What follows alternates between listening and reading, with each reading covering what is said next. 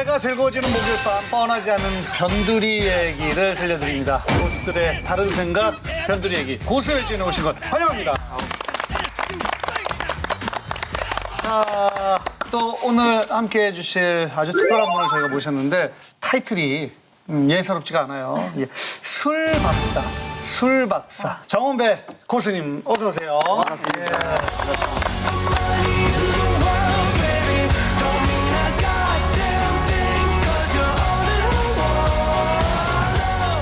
야, 이 화가 모자는 한지붕 세가족 신명홍 쌤 이후로 이렇게 잘 어울리시는 분을 또 제가 여기서 뵀네요. 외국에 한 분 있죠. 턱수염 나신 분.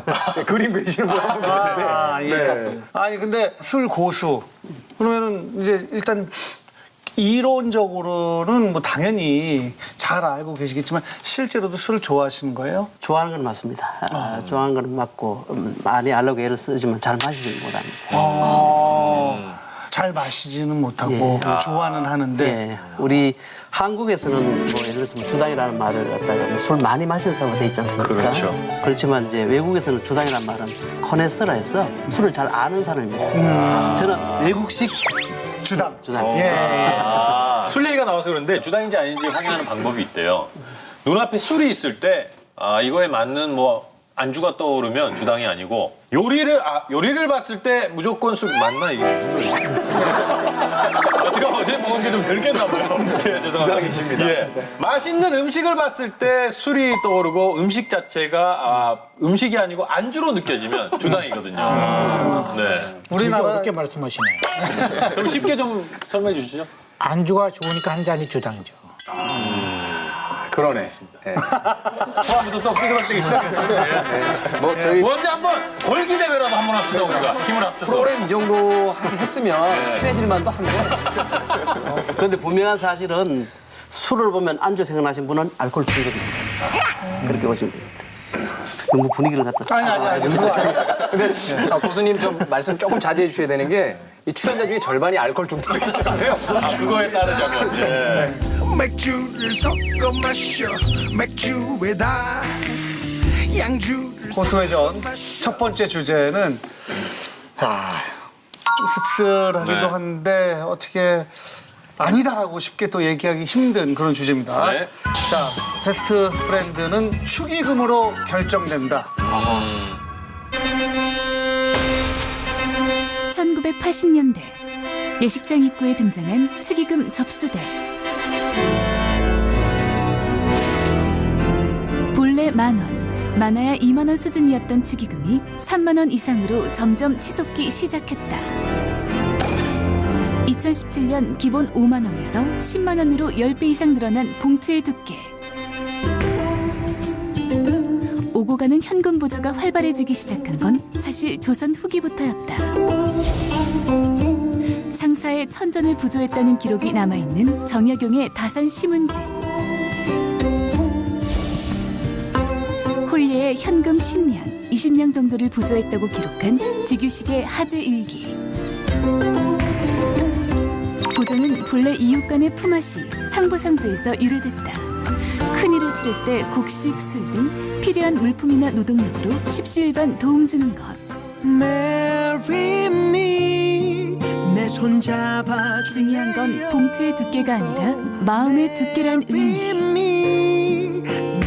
봉투에 금을 담으셨나요? 축의를 담으셨나요? 남은 나의 모든 어때요? 축의금 낼 때 약간 누구나 좀 고민이 되죠? 솔직히 얼마를 해야 되는지 어떻습니까?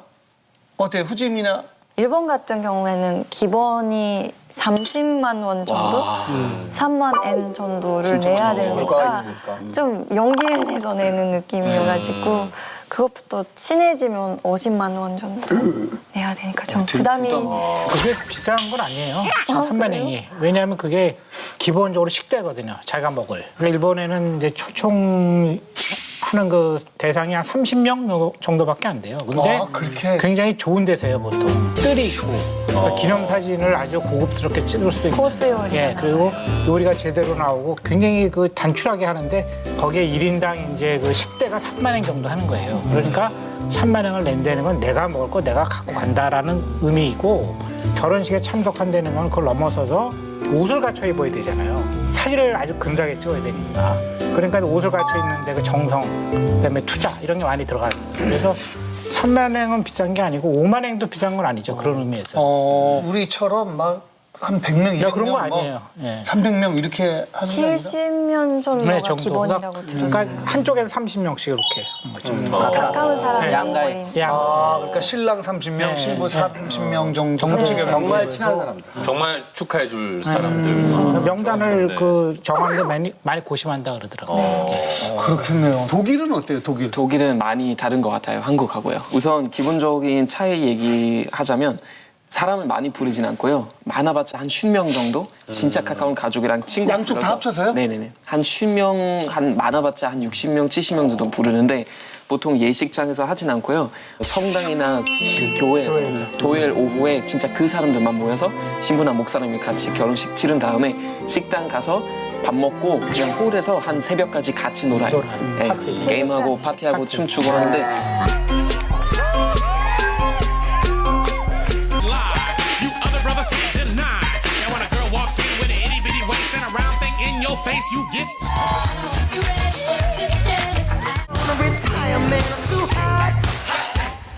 총 금액도 한 많아봤자 한 600만 원 정도? 그밖에 안 드는 것 같아요. 결혼식 하는 비용이. 네, 그래서 저희는 축의금 자체가 저도 한국 왔을 때 되게 많이 놀랬었어요. 사람들이 봉투에다가 그 돈을 내고 이제 그냥 제출하는 거, 그렇죠? 거기까지는 그렇죠. 입장료예요? 그거 안 내면 식권을 입장이 안 되죠. 네, 그렇죠. 식당 들어가려면 그거 내요. 네, 식권 안 주고. 근데 거기까지는 제가 어느 정도 이해하려고 하는 게 결혼식 자체가 돈 많이 들잖아요. 그러니까 이제 그건 약간 하객들 불러서 백지장도 같이 그 들면 낫다는 뜻으로 같이 그 부담을 하자는 그런 개념인데 근데 봉투에다가 굳이 이름을 적어놓고 얼마나 냈는지 그 기록하는 것까지는 저는 이해 못 하겠어요. 한국에 와서 축의금 내본 적 있을 거 아니에요? 아유, 그쵸. 저도 지금 결혼식 한 12번 이상 갔으니까. 한 400, 500 정도 나간 것 같아요. 지금. 아, 그 정도 돼요? 어디 가서 갈비탕 좀 먹어봤다 얘기하는 거예요. 근데, 아니 12번에 500이 나갔다고요? 왜냐면은 한 번 우리 매니저 최근에 결혼했는데 그때 한 번 좀 많이 좀 쓰고 나머지는 이제 보통 한 5만 원에서 10만 원 사이 냈는데 3만 원 좀 안 친한 관계. 뭐 직장 동료고 별로 친하지 않고 뭐 5만 원 조금 더 가까운 친구 10만 원 이상의 좀 가까운 친구나 가족 관계. 이런 식으로 정해져 있다는데 그러면은 진짜 친하지 않은데 내가 3만 원 내면은 이거 안 친하다는 거 그냥 그대로 변하는 거잖아요. 그렇죠. 그래서 3만 원 내기는 너무 좀 아무리 안 친해도 좀 미안해서 그냥 5만 원 그냥 내게 된 것 같아요. 그때는. 근데 그거는 진짜 이렇게 따지는 거는 저랑도 좀 거리가 좀 먼 것 같아요. 확실히. 네. 일견 이상하긴 해요. 근데 또 한편에서 이해가 되는 부분이 조금 없는 건 아니에요. 뭐냐면 그 사람의 금액을 보고 이 사람 얼마 냈구나라고 판단하는 것도 있지만 그 사람이 똑같은 결혼을 할 때 최소한 자기가 그 사람보다 이제 예의는 갖춰서 그 밑에 금액으로는 안 하겠다, 축의금을. 거기에 맞춰서 하겠다, 뭐 이런 거죠. 그러니까 그 품앗이라는 게 딴 게 아니잖아요. 예, 미리 좀 내가 돈을 내서 그 들어주고 내가 힘들 때 그만큼 날 도와달라 이런 얘기입니다. 그러면 계좌번호만 보내주면서 그럼 못 오면 입금 좀 해달라는 말씀 그거 이해하실 수 있어요? 저는 그거 이해 못 하겠어요. 왜 우리나라 문화 자체를 나한테 시비를 여쭤보려고. 한국 사람들은 거기에 대해서 사실 어떻게 이해가 안 생각하세요? 가요. 그쵸. 저는 이해가 안 결혼 자체에 제일 부정적으로 생각하는 사람에게 그런 질문을 하더라고요. 그러면 신랑 신부 뭐 한쪽에서 이렇게 한 30명 정도, 30여 명 정도 이렇게 초대를 하면은 부모님의 친한 분들은 거의 안 와요? 만약에 나랑 또 친하면 괜찮아요.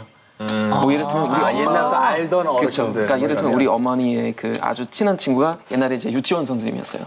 아직까지 독일 가면 만나고 같이 커피도 마시고 하니까 그런 사람이 이제 부를 수 있는 거죠. 근데 그냥 아예 저랑 관계 없고 그냥 엄마랑만 친하면? 엄마랑 친하면 그럼 왜 지거든. 그럼 엄마가 저한테 먼저 물어보는 거죠. 허락을 얻는 거죠. 그러니까 그 사람 불러도 되나? 그러면 제가 괜찮다고 하면 그때 부르는 거죠. 더 고심을 많이 할 수밖에 없겠네요. 그렇죠. 하객으로는 잘 안 가신다라고 제가 말씀을 들었는데, 네. 그렇죠. 하객으로 안 가는 이유는 뭐예요? 친구 아들이 그거 안 가죠. 왜요? 친구하면 잘 모르거든요.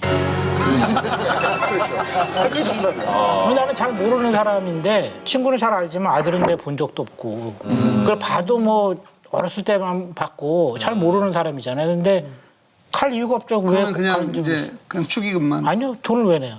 가지도 않는데. 그거 정답이에요. 저도 동의해요. 그러면 탁구수님도 네. 뭐 주례를 누가 정말 친한 뭐 누군가가 부탁을 하면 주례는 가실 거 아니에요? 아니 받은 적이 있는데 안 하죠. 왜냐하면 저 같은 경우는 진작에 물어볼 것 같아요. 그러니까 이 결혼 지금이라도 취소할 수 있다. 이 결혼이라는 게 이게 앞날이라는 게 불확실하고 그다음에 거의 결혼이라는 건 100% 운인데 그거에 관해서 감당할 자신 있느냐? 그 지금이라도 취소할 수 있으니까 다시 한번 생각해봐라. 그러니까 김태현 씨가 결혼을 하게 된다라고 결정을 하면 이제 절 거쳐서 저분까지 허락을 받아야 돼요. 그러면 저는 그래서 그 러시아 속담에도 있듯이 그 전쟁에 나갈 때 기도를 한 번 하는 대신에 한 번 한다면 바다에 나갈 땐 2번 하고 그다음에 결혼할 땐 기도를 3번 하라는 거예요. 저는 그게 맞다고 생각하거든요. 그러니까 그런 중차대한 일인데 주례가 그래 형식적인 말을 그렇게 막 해도 되는 것인가? 저는 진정성이 없다고 생각해요. 마음이랑 다르니까. 예, 그래서 저는 그런 거에 관해서는 뭐 동참할 수 없고. 그다음에 결혼식이라는 게 이제 뭐 저는 양가 사이의 일이라는 거에도 전혀 동의하지 않아요. 결혼의 주인공은 신랑 신부죠. 그렇죠. 지난주도 얘기했지만 독일 가시면 되게 잘 사실 거예요. 아, 그래. 그렇게 그러면 기왕 이렇게 된 거 17반 모아가지고 폰 하나 끊어드립시다. 편도로. 저도 사실은 결혼식엔 거의 안 가요. 그러니까 제 결혼식에 오셨던 분들은 저도 이제 품앗이 개념으로 가긴 하는데 누구는 가고 누구는 안 갈 수 없으니 정말로 형제처럼 친한 사람이 아닌 이상은 결혼식은 안 가요. 대신 이제 축의금은 보내는데 이 축의금을 보내는 게 제가 받았던 사람이 있기 때문에 예의상 보내는 것도 있지만 그 제 결혼식에 오지 않은 사람한테도 그래도 좀 보내려고 하는 이유는 뭐냐면 대부분 저를 초청해준 분들을 보면 그냥 긴밀한 친구 관계가 아닐 때는 되게 사회적 관계잖아요. 그분들하고 사회생활을 하면서 제가 무엇인가 도움을 받은 것이 분명히 있더라고요. 여기 뭐 방송국의 작가라든지 PD라든지 최소한 저를 뭐 섭외라도 해주고 또 어떤 방송할 때 저한테 도움을 줬던 것들이 있기 때문에 그 정도 선에서 이제 하는 거지 그 이상. 그러니까 참석은 하지 않되 돈은 보낸다. 그럼 태훈이 형 초대. 하지 마. 축의금 때문에 하지 마. 진심 어린 조언이다, 하지 형으로서. 말라니까. 잘 생각해 볼게요. 그럼 만약 예를 들어서 우리 고수회전 멤버 중에서 미혼이 이제 후짐이나 그 다음에 다니엘 그리고 저 이렇게 있고 그 다음에 한 명이 더 있어요. 이제 고수회전 PD. 만약 이렇게 4명이 결혼한다면 축의금 어떻게 좀 지급하실 생각입니까? 일단 PD 1순위 가야죠. 듣고 있나? 아니 축의금의 금액 자체를 보니까 제가 지금 재밌게 이야기를 듣고 있는데 보면은 이제 본인의 직업이나 그다음 이제 연령대에 따라 좀 달라지는 것 같아요. 네. 저 같은 경우는 뭐 간다 그러면 무조건 10만이거든요. 더 이상 하는 법도 없고 그게 제가 할 수 있는 최소이자 최대의 승입니다. 그렇게 지금 이야기하는 이런 그 고민들이 그렇게 복잡하지가 않은데 보니까 사실 젊은 분들한테는 좀 그런 것들이 아니 왜냐면은 가시는 것 자체가 어느 정도 선 이상으로 친할 때 가시는 거죠. 원칙에 따라서. 네, 그렇죠. 근데 때로는 어떤 사람들은 진짜 나랑 안 친한데 잠깐 한두 번 봤는데 가야 되나 이거 청첩장 이렇게 받았는데 이런 경우도 있어요. 진짜 불편한 게 프로그램에 들어갔어요. 들어간 지 2주 차인데 막내 PD가 결혼을 한대요. 갔죠? 연출자는 우리가 보통 한 두 개 아니면 3개 넣거든요. 그렇죠. 2개 넣었는데 다다음 주에 프로그램 폐지가 됐어요. 이건 어디서 보상을 받아야 되는지. 장기 투자라고. 장기 투자라고 생각하시면. 근데 당황스러워요. 저는 진짜 지금 얘기 들어보니까 진짜 유럽 사람 입장에서 진짜 이해 잘 안 가는 건 방금도 말씀하셨죠. 네. 그냥 봉투만 보내고 결혼식에 안 오는 사람이 최고의 하객이라고. 그럼 왜 부르지 결혼식에? 돈 내라. 그러니까 근데 그거는 축하하러 왔으면 좋겠고 그냥 그 소중한 순간 나랑 같이 했으면 좋겠다는 입장에서 하객을 부르는데 그냥 안 오고 봉투를 보내주는 사람 축구라고 하는 거 저는 약간 그 얘기 몇 번 들었을 때 되게 슬펐어요. 아니 근데 이렇게 얘기하는 거나 이런 거 보면 한글화 패치가 다 됐는데 마인드는 약간 아직까지 그 독일에 있는 것 같아요. 그럼 예를 들어서 고수회전 PD가 결혼을 한다. 다니엘 좀 와줘라. 얼마 늘 거야? 왜 동공이 흔들리십니까? 비리니까 10만 원 내요. 10만 원 내요. 그러니까 10만 원. 사람 다 됐네. 저 같은 경우는 이제 직업 자체가 혼자서 일하는 거니까 사회적 관계를 맺을 필요가 거의 없어요. 그래서 뭐 신경 안 쓰거든요. 그래도 친구는 있잖아요, 이제 어쨌든. 근데 그것도 몇 년 동안 안 가잖아요. 전혀 안 가면은 처음에 욕을 바지 먹어요. 바지 먹었어요, 제가. 근데 나중에는 다 알게 돼요. 걔는 원래 안 와. 그러니까 연락도 안 해요. 아주 편안해지죠. 그러니까 그리고 그렇다고 친구가 없어지느냐 그게 아니에요. 그럼에도 불구하고 있을 친구는 또 있어요 다. 그러니까 제가 보기에는 이런 거는 신경을 쓰니까 문제가 생기는 거예요. 그렇죠. 그냥 과감하게 무시하면 되는 거예요. 독일은 그런 속담이 있어요. Ist der Ruf erst ruiniert, lebt es sich ganz ungeniert. 아, 좋은 얘기네. 자기 이미지가 파괴됐을 때 먹고 살기가 굉장히 편해진다는 거예요. 그렇죠. 독일 가시면 편할 것 같아요. 독일 재질이시네. 그럼 우리 정말 그런 우리는 그런- 다니엘을 받고 탁석산 선생님을 보냅시다. 남는 장사야. 독일 사람들 스트레스 받았고 맥주 판매랑 늘겠는데. 아니 근데 대체적으로 요즘은 이제 일반적으로는 한 3만 원, 5만 원, 10만 원 셋 중에 선택을 한다고 그러더라고요. 제가 물어보니까. 축의금은 어떻게 돼요? 독일. 축의금이라는 개념도 없어요. 그렇죠. 축의금에 대한 개념이 없어요. 그러니까 어떠냐면은 결혼식 자체가 돈만이 안 되니까 한 진짜 600만 원 정도 생각하면은 그냥 부부가 쏘는 느낌이죠. 그러니까 내가 하객이면은 축하로 와줘서 고맙다는 의미로. 내가 거기 가서 돈 뺏긴다는 개념이 아니라 내가 진짜 놀러 다니는 느낌. 그래서 결혼식도 진짜 초대를 받으면 되게 영광인 줄 알고 되게 신나게 가요. 놀러 가는 거니까. 그러니까 선물 같은 경우는 그냥 보통 뭐 꽃 정도 하거나 아니면 자기 직접 만드는 선물 많이 주는 건데 사람이 돈을 주면 오히려 안 좋게 보는 그렇죠. 거예요. 아이디어 그래요? 없다고. 아이디어 없다고 창의력이 없다고. 아이디어가 없다고. 그렇죠. 그냥 일반 선물도 그래요. 그러니까 뭐 생일 선물이나- 생일 선물도 결혼식 선물도 돈으로 주면 진짜 안 친한 관계. 아이디어 없어서 주는 거라. 저도 그거는 전적으로 동의해요. 왜냐면은 보통 하는 말이 이제 부모님한테 예. 그 뭘 드리는데 선물 뭐 할까 그러다가 부모님이 현찰이 난 제일 좋아. 그래서 현찰 드렸다 그러는데 저는 그거는 잘못됐다고 봐요. 왜냐하면은 그 마음이 가는 곳에 돈이 가는 거잖아요. 그러니까 내가 이제 부모님한테 선물을 할 때 부모님이 요즘 뭐가 가장 필요한가, 뭘 갖고 싶어 하는가를 알아야 되는 거예요. 근데 자식이 전혀 모르는 거예요, 거기에 대해서. 그런데 보니까 어머님 생신이시네? 그러니까 그냥 아무 생각 없이 그냥 돈 챙겨서 보내는 거잖아요. 그러니까 지금 말씀하신 그대로 아이디어가 전혀 없다는 거예요. 근데 그 아이디어가 없다는 게 뭐냐면 전혀 관심이 없다는 거예요. 근데 이거 뭐 결혼식 얘기에서 좀 벗어나긴 했습니다만 전 거기 약간 반대 의견이 있는 게 뭐냐면 과거와 좀 달라졌어요. 그러니까 예전에 부모님들이 되게 시골이나 지방에 사실 때 뭘 물건을 살 수 있는 곳이 많지 않습니다. 백화점은 멀고 마트도 별로 없고 이러니까 물건을 직접 사다 드렸던 건데 지금은 뭐 어느 도시에 가든 물건을 살 수 있는 곳이 많고 뭐 인터넷으로 또 홈쇼핑도 다 되는 상황이니까 그러니까 평상시에 물건을 이미 다 확보하고 계시기 때문에 지금 당장 굳이 뭐가 필요한 게 없을 때 현금을 받아서 가지고 계시는 거죠. 그러니까 저런 자식이 있으면 굉장히 답답할 것 같아요. 왜냐하면은 이런 자식. 지금 생필품을 계속 말씀하고 계시는 거잖아요. 부모님이 특별한 날 받고 싶은 건 생필품이 아니에요. 그러면 내가 라면이 없으면 라면 사다 드리겠어요? 그럼 물건으로? 그 얘기 아니라 지금 말씀이 나왔지만 꽃이라든가 얼마가 비싸다 이런 개념이 아니라 나도 특별한 날 꽃을 받고 싶다는 생각할 수 있잖아요. 아무리 나이가 들어도. 그렇잖아요? 그럴 때 꽃을 사들고 그리고 어머니가 좋아하시는 꽃이 무엇인지 알아내서 하나 가득 사들고 찾아오면은 그게 얼마나 기뻐요, 그 장면이. 그러니까 예를 들면 이런 거죠. 그러니까 특히 결혼식은 보통 정상적으로 하면은 그냥 인생에 딱 한 번 하는 거잖아요. 그러니까 선물도 약간 유일한 선물이었으면 좋겠어요. 예를 들면 제 그 지인 중에 목수가 있어요. 목수가 있는데 그러면은 만약에 우리 부모님 결혼했을 때 자기가 그 나무로 이만한 칩을 만들어요. 그러니까 부모님 이제 그 사는 칩을 그냥 따라서 만드는 거고 둘이 인형으로 만들어서 그 칩 안에 넣어요. 네.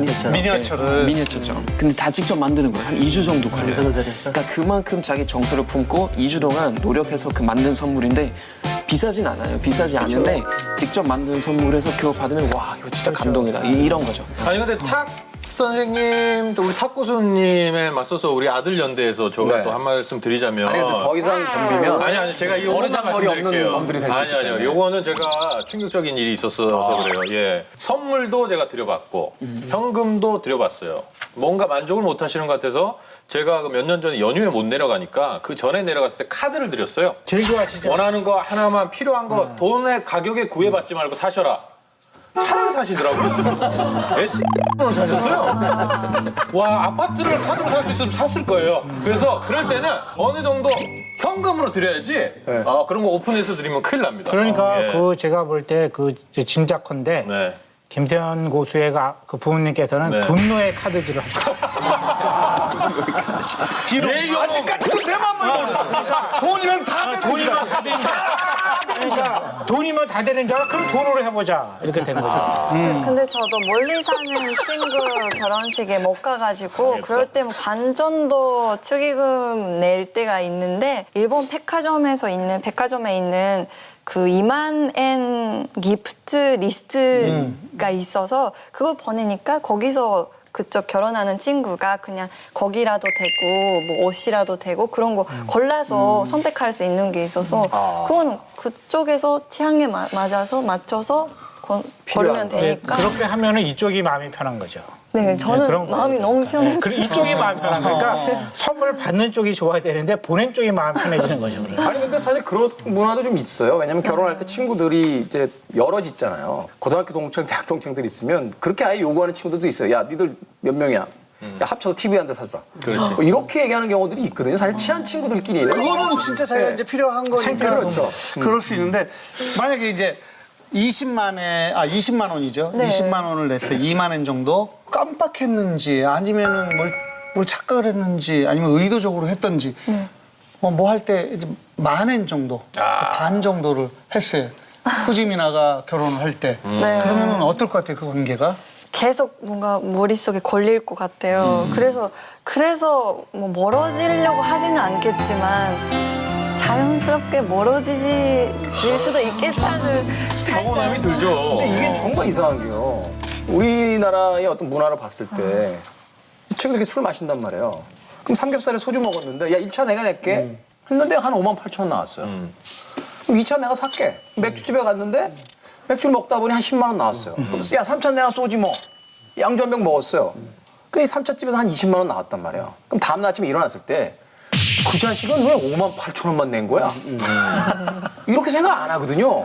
근데 결혼식 축의금이 무슨 100만 원, 200만 원, 1000만 원을 내는 것도 아니고 나는 10만 원 냈는데 얜 왜 5만 원밖에 안 낸 거야? 혹은 뭐 8만 원이던가 뭐 10만 원, 8만 원. 그걸 가지고 감정 상해서 얼굴을 보내 안 보내 치사하는 이게 되게 이상하잖아요. 그거는 이상하지 않아요. 왜냐하면은 마음 가는 곳에 돈이 가는 거거든요. 그게 어른 세계예요. 그런데 술을 마시러 갔을 때 1차, 2차, 3차는 다 마음이 간 거예요. 그렇잖아요. 싫은데 억지로 끌고 간 게 아니잖아요. 그러니까 마음이 갔기 때문에 돈을 얼마 냈든지 상관이 없어요. 그거는. 그런데 이 축의금은 기본적으로 사람들이 안 가려는 게 있는 거예요. 그런데 마음의 표시를 보자 이거예요. 그러니까 눈을 부릅뜨고 보는 거죠. 10만 원인지 5만 원인지 3만 원인지를. 개그맨 선배 중에서 축의금 내는데 근데 옛날에는 10만 원짜리 수표가 많았잖아요. 네. 근데 그분은 그 전 재산을 지갑에 넣고 다니는 분이었어요. 네. 예, 전 재산을. 그래서 항상 이렇게 허세 부리고 뭐 이런 다음에 10만 원을 이렇게 하라고 했는데 어떻게 아무튼 뭐에 홀렸는지 100만 원을. 어이구야. 나중에 그걸 알고 끙끙 앓고 근데 그거를 축의금을 낸 사람이 선배거든요. 자기보다 선배. 그러니까 선배한테 이걸 달라고 그래야 되나 말아야 되나 막 이 사람 막 속에서 열불이 나는 거죠. 그리고 그 선배는 야 진짜 고맙다. 너가 평소에 나를 이렇게 좋아하는지 몰라서 야 이러면서 나랑 같이 프로그램 뭐 하자. 뭐 같은 코너 하자. 근데 이분은 참다 한 이틀 3일 잠을 못 자고 죽을 것 같은 거예요. 왜 전 재산을 지갑에 넣고 다니니까. 그래서 찾아가서 사실은 이만저만 해서 이렇다 그러니까 그분도 되게 기분이 안 좋고 야, 뭐야 되게 서로 애매해지잖아요. 그래가지고 결국에는 90만 원을 돌려받았어요. 돌려받고 그분하고 현금 영수 좀 해줬대요? 그냥 되게 더 소원해지고 그렇죠. 어색해질 수밖에 이상해진 없죠. 그런 경우도 예전에는 있었다고 하더라고요. 저도 지금까지 뭐 그런 게 별로 신경 안 쓰인다고 얘기를 했는데 문득 생각나는 일화가 하나 있긴 있네요. 친구의 결혼식에 갔는데 공교롭게도 그 예전 친구 중에 저랑 이름이 똑같은 친구가 하나 있어요. 김태훈이라고. 그러니까 되게 이제 봉투에다 김태훈 이렇게 써서 딱 내잖아요. 네. 근데 그걸 써서 내려고 하는 순간 김태훈이 한 명 더 있는데 그렇죠. 혹시나 내가 저 친구보다 축의금을 많이 낼 것 같은데 나랑 저 친구랑 바꿔서 생각하면 안 되잖아요. 변별력이 없잖아요. 그냥 내면. 그 봉투 뒤에 고등학교 동창 결혼식인데 탑 컬러 리스트 써서 낸 적이 한 번 있어요. 저도 똑같은 게 있어요. 저도 개그맨 김태현을 썼어요. 이런 경우가 있네. 생각해보니까. 김태현이랑 김태훈 이름이 좀 저도 똑같은 친구가 있어가지고. 내가 냈다는 걸 강조하기 위해서. 근데 그 얘기해놓고 하니까 되게 없어 보인다, 진짜. 저도 그거 써놓고 그다음 자괴감이 엄청 들었거든요. 개나지 됐나 그랬는데 아, 나보다 나이 많은 사람도 이렇게 하는구나. 우리 둘이 우리 둘이 웃는다면 하하하 우리 둘이 언제까지 나라 Always be in love 저도 그 아주 친한 독일 교포 친구가 작년 결혼했거든요. 울산 여자랑 결혼했는데 저는 그 결혼식 여태까지 한국에서 본 결혼식 중에 최고였어요. 어떻게 했냐면은 울산 아주 진짜 아기자기한 성당에서 결혼식을 먼저 이제 치렀는데 이제 나중에 저희는 한 30명에서 진짜 젊은 친구 부부 포함해서 버스 하나 빌려가지고 그 울산 바다로 갔어요. 그리고 바다 옆에 있는 펜션 2개 빌려가지고 거기서 고기 구워 먹고 밤새서 춤추고 놀다가 아침에 라면 같이 끓여 먹고 커피 한 잔 마시고 다 같이 올라갔어요. 부부같이. 근데 그거는 진짜 돈 많이 안 들었는데 너무나 행복했었어요. 하게 그로서도. 그러니까 진짜 귀찮은 그러니까 결혼식 아니라. 신랑 친구, 신부 친구 이렇게 모여서 네네네. 울산 가고 싶다.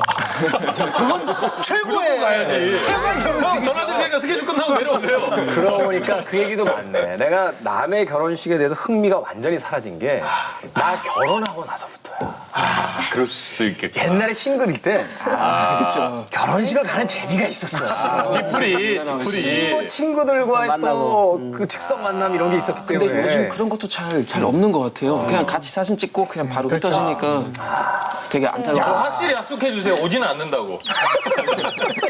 그러니까 이거를 기본적으로 결혼을 집안 대 집안 행사라고 생각하면 이제 골치 아파지는 거예요. 그 개인 행사거든요. 그러니까 신랑 신부가 주인공이다. 그러니까 모든 걸 신랑 신부가 결정한다. 그냥 맡기면 끝나는 거예요. 그 제가 이제 그 개인적으로 좋았던 결혼식이 있어요. 초대받았던. 내 친구 이제 아들이 결혼을 했는데 그 친구가 이제 일일이 친구들한테 다 전화를 한 거예요. 청첩장 안 돌리고. 언제를 하는데 우리 아들이 결혼하는데 맞았으면 좋겠다. 그래서 저도 이제 항상 그 똑같은 태도니까 내가 왜? 내 결혼식은 몰라도 네 아들 결혼식에 왜? 그러니까 그 친구가 야 그래도 오면은 뭐 재밌을 것 같은데 오면 좋겠어. 그러면서 이제 그 친구가 웃으면서 하는 얘기가 야 축의금 전혀 받지 않아. 그러면서 이제 식당 얘기를 하는데 식당이 되게 좋은데요. 가야죠. 그러니까 이제 마음이 움직이더라고요. 이 친구는 정말로 초대하는 거구나. 돈의 뜻이 있는 건 전혀 아니잖아요. 그래서 제가 갔는데 가서 보니까 정말 분위기가 좋아요. 그래서 저는 느낀 게 뭐냐면은 이 친구가 결심을 한 거죠. 고리를 끄는 거예요. 부모들은 항상 본전 생각을 하니까 축의금을 꼭 받으려고 그러잖아요, 당연히. 근데 그걸 딱 고리를 끄는 거예요, 그러니까. 이 부분이 아이러니하게도 역시 부모님의 영향권 안에 있다는 거예요. 그러니까 제가 42살에 결혼할 때 나이가 많았기 때문에 뭐가 있었냐면 결혼식을 하는 데 있어서 비용, 모든 비용, 그리고 결혼해서 살게 될 집까지 제가 다 했어요. 그러니까 부모에게 단 한 푼도 손을 벌린 게 없어요. 그래서 가능한 거지. 그러니까 제 결혼식에 대한 완벽한 세팅을 제 마음대로 할 수 있는 거예요. 근데 우리나라 결혼이라는 게 이제 부모에게 의존하게 되면 어떤 일이 벌어지냐면 부모님들이 이 결혼에 자기들 지분이 있다고 생각하세요. 고부 갈등 중에 제일 많은 게 왜 시도 때도 없이 시어머니가 갑자기 결혼 신혼집에 온다. 그러면 안 되죠. 근데 부모들 입장은 뭐냐면 그 집을 내 돈으로 사줬단 말이에요. 그러니까 거기 내 권리가 있다고 생각하시는 거예요, 이분들이. 그러니까 이걸 사실 고리를 끊기 위해선 제일 좋은 건 경제적으로 독립해야 된다는 거죠. 근데 이게 사실 쉽지가 않은 거예요. 왜냐하면 부모에게 도움 안 받고 나 혼자 결혼하려면 규모도 줄여야 되고 힘든 상황 속에서 결혼을 해야 되는데 그러긴 싫고 그러니 이 결혼 자체가 온전히 내 뜻대로 할 수 없는 아주 이상한 이벤트가 돼버립니다. 요즘은 뭐 3포 세대라는 말도 많이 쓰기 때문에 사실 경제적으로 되게 많은 부담이 되는데 물론 이제 어느 정도 한국 사회에서 관계주의이기 때문에 좀 많은 사람을 부르는 거 굉장히 좀 중요시 하는데 제가 맨 처음에 한국 왔을 때 진짜 놀랐던 게 하객 알바생들도 많이 부르잖아요. 그러니까 사람들이 많아 보여야 어느 정도 나의 이미지 항상 되기도 하고 성공한 결혼식. 그렇죠. 성공한 결혼식이라고 생각하는데 그 생각부터 제가 볼 때는 버려야 된다고. 그러니까 하객이 많은 거는 그건 뭐 어쩌라고. 그러니까요. 그거는 누구한테 뭐 생각보다 사람들이 저한테 관심 없어요. 네, 관심 없으니까 정말 진짜 부르고 싶은 사람은 좀 소소하게 해서 행복하게 하는 게 훨씬 더 나을 것 같아요. 독일이 저한테 맞는 것 같아요. 지금 이야기하고 싶었던 건데 미국의 결혼식도 굉장히 우리가 좀 좋은 면만 보면 굉장히 허례허식 없이 자기들 친한 사람들만 모여서 파티한다. 이렇게 우리가 낭만적인 것만 보는데 그 미국 사람들 결혼 문화 중에도 이제 테이블이 정해지잖아요. 신랑 앞쪽에 1번 테이블, 2번 테이블, 3번 테이블, 뒤로 가면 4, 5, 6, 맨 뒤에 11번, 12번. 그걸 짜더라고요. 그러니까 이 사람은 난 별론데 하여튼 부르긴 불러야겠고. 그럼 11번 테이블 배정. 뭐 이러는 거예요. 그러니까 그 결혼식 하객들 입장에서 굉장히 기분 나빠지는 상황 같은 게 오는 게 초대를 받아서 갔는데 자기 테이블이 신랑으로부터 가장 먼 테이블에 배정이 돼 있다. 이러면 그 사람들도 아는 거죠. 그러면 이거 어때요? 이거 어때요? 그렇게 하면 너무 티나게 이렇게 보여지니까 놀이공원에서 결혼을 하는데 하객들을 회전목마를 태우는 거야. 한 바퀴 돌게. 1번도 됐다가 2번도 됐다가. 아, 받아줘서 고마워. 애씁니다.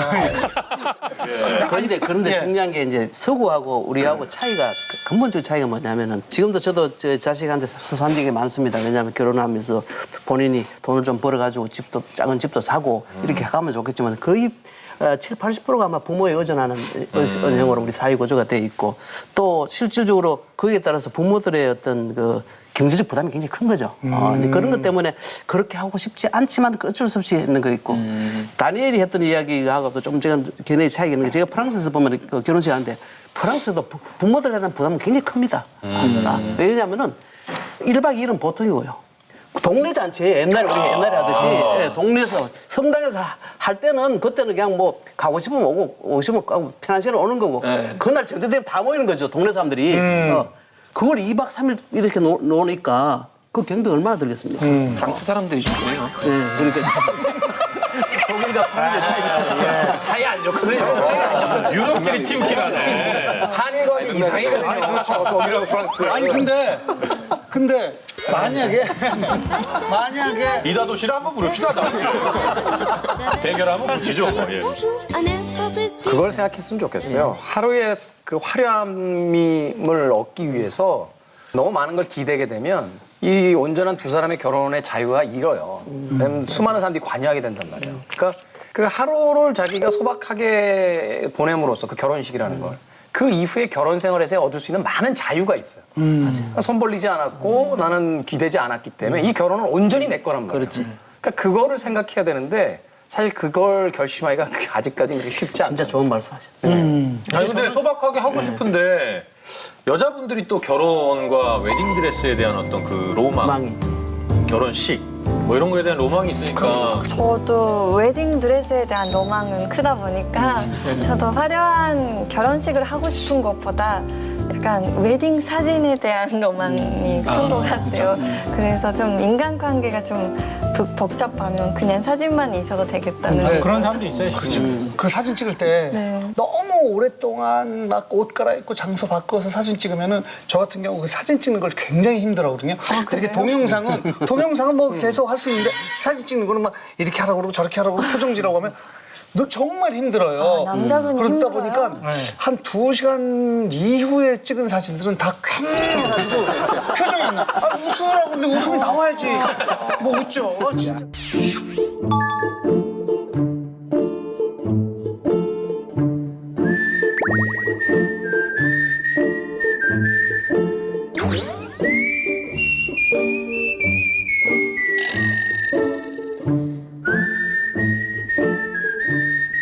남자들은 다 공감하죠. 네, 되게 여자는 그런 거 좋아하죠. 그렇죠. 그러니까 그것도 잘 이렇게 아니 그러니까 외국엔 그런 경우가 없잖아요. 저도 결혼식 사진 찍을 때 깜짝 놀란 게 뭐냐면 웨딩 드레스를 3번에서 6번을 갈아입어요. 그 결혼식 기념 사진 찍을 때 결혼식장에서 말고 그 전에 미리 웨딩 사진을 찍을 때 결혼에 대한 즐거운 추억은 혹시 행복한 기억이라든지 계속 뭐 언성이 높아지시니까 현실적으로 결혼을 제주도나 울릉도에서 하는 것도 괜찮을 것 같아요. 그러면 추릴 사람들을 자연스럽게 추릴 수 있잖아요. 그러니까 거기가 거기는 그냥 알아서 보는 거죠, 거기까지. 그러니까 이제 제주도나 울릉도에 가면 불편하잖아요. 시간도 많이 걸리고. 그러니까 제가 볼 때는 웬만한 사람은 안 가요, 그러면은. 그렇죠. 그러니까 웬만한 사람 다 걸러질 수 있거든요, 자연스럽게 얘기 안 해도. 그러니까 제주도나 울릉도에서 하면은 거기도 이제 활성화가 되고 산업이. 그러니까 거기까지 온 사람이라면 정말로 손님이죠. 저기 너무 막 던지시는 거 아니세요, 지금? 이게 뭐 아무 말 대잔치는 아니고요. 이게 왜냐하면 사람들이 이런 걸 피해서 외국 가서 결혼하는 사람들이 있어요. 그렇죠. 아, 로망이죠. 네, 그런데 그런 거를 외국 가서 하지 마시고 이제 울릉도나 제주도도 하시면 방법이 좋기 때문에. 가끔 후배들이요, 저한테 물어봅니다. 형 결혼해야 돼? 라고 물어보면 저는 1초도 망설임 없이 하지 마라. 라고 얘기해요. 왜 그러냐면 결혼을 하고 싶으면요, 저한테 안 물어봐요. 그냥 하겠죠. 근데 저한테 물어본다는 건 자기 자신도 100% 확신이 없는 거예요. 맞아요. 결혼하신 분들은 아시겠지만 100% 확신을 가지고 했던 결혼도 위기의 순간이 많은데 확신조차 없고 누군가에게 의견을 구해야 될 때 그 결혼을 저는 사실 하지 말아라고 얘기합니다. 이제 다음 주제로 한번 넘어가 보겠습니다. 토주 외적.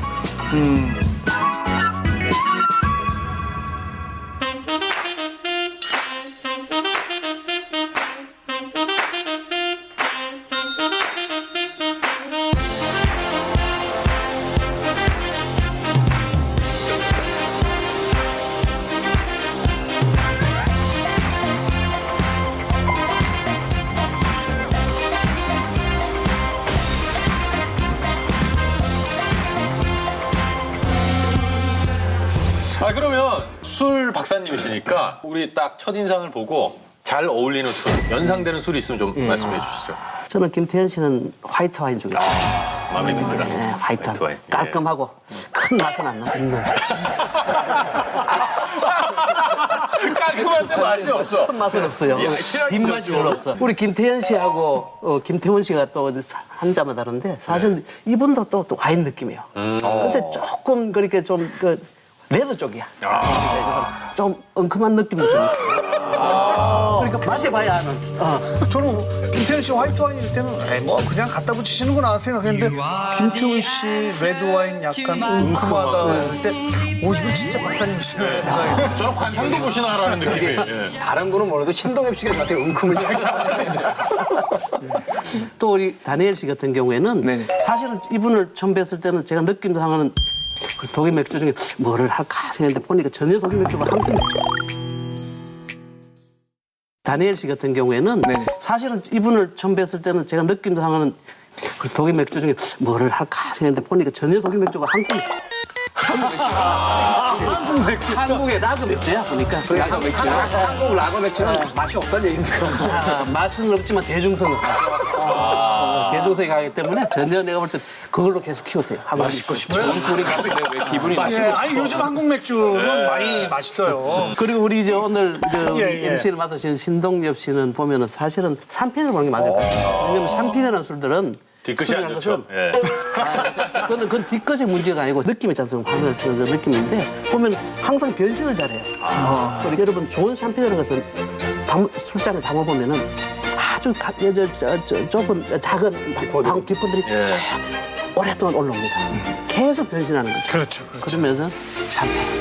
감사합니다. 작업주죠, 작업주. 예. 너무 정치적 발언이죠. 우리나라 사람들이 특히 처음에 뭐 소맥 뭐 이런 걸 많이 물어보기도 하고 그 다음에 약간 좀 신기한 게 그때 다니엘이 그런 얘기를 했었는데 너무 깜짝 놀랐다고요. 만나자마자 주량이 어떻게 되는지 물어보는 거에 대해서 좀 놀랐다고요. 네, 맞아요. 독일은 그런 말 없거든요. 너 얼마나까지 마실 수 있느냐. 그리고 그것도 따지는 기준이 없죠. 그러니까 보통 이제 그냥 그 사람이 어느 순간에 취하겠지라는 것만 생각하지 그냥 소주 몇 병 먹을 수 있냐고요. 이제 처음으로 만났을 때 그런 질문조차 안 하죠. 그래서 되게 놀랐었어요. 독일에서는 그런 게 전혀 없다. 네, 예. 없어요. 전 근데 전 되게 재미있다고 생각해요. 그런 질문하는 것 자체가. 네. 어떻게 돼요? 그러면 저는 5,000cc요? 뭐 8,000cc요? 저거 많이 시잖아 막 이러면 그렇죠.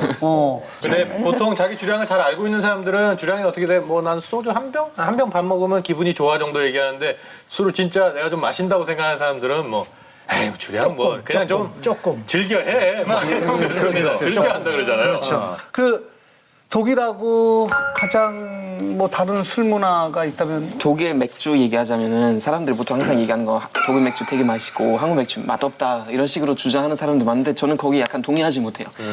다르다고 생각해요. 왜냐면은 독일 맥주는 좀 도수가 좀 높고 독하고 이제 특히 밀맥주가 너무 많이 마시잖아요. 특히 이제 옥토버페스트나 바바리아 지역 가면은 기본적으로 한 이 정도 맥주인데 밀맥주니까 배가 금방 불러요. 그러니까 안주 같이 안 먹게 돼요. 근데 한국 사람들은 안주 문화 되게 좋아하고 이제 밤새서 술도 먹고 안주도 먹고 배가 너무 불러지면 안 되는데 그러니까 뭐 맥주가 좀 더 라이트한 거죠.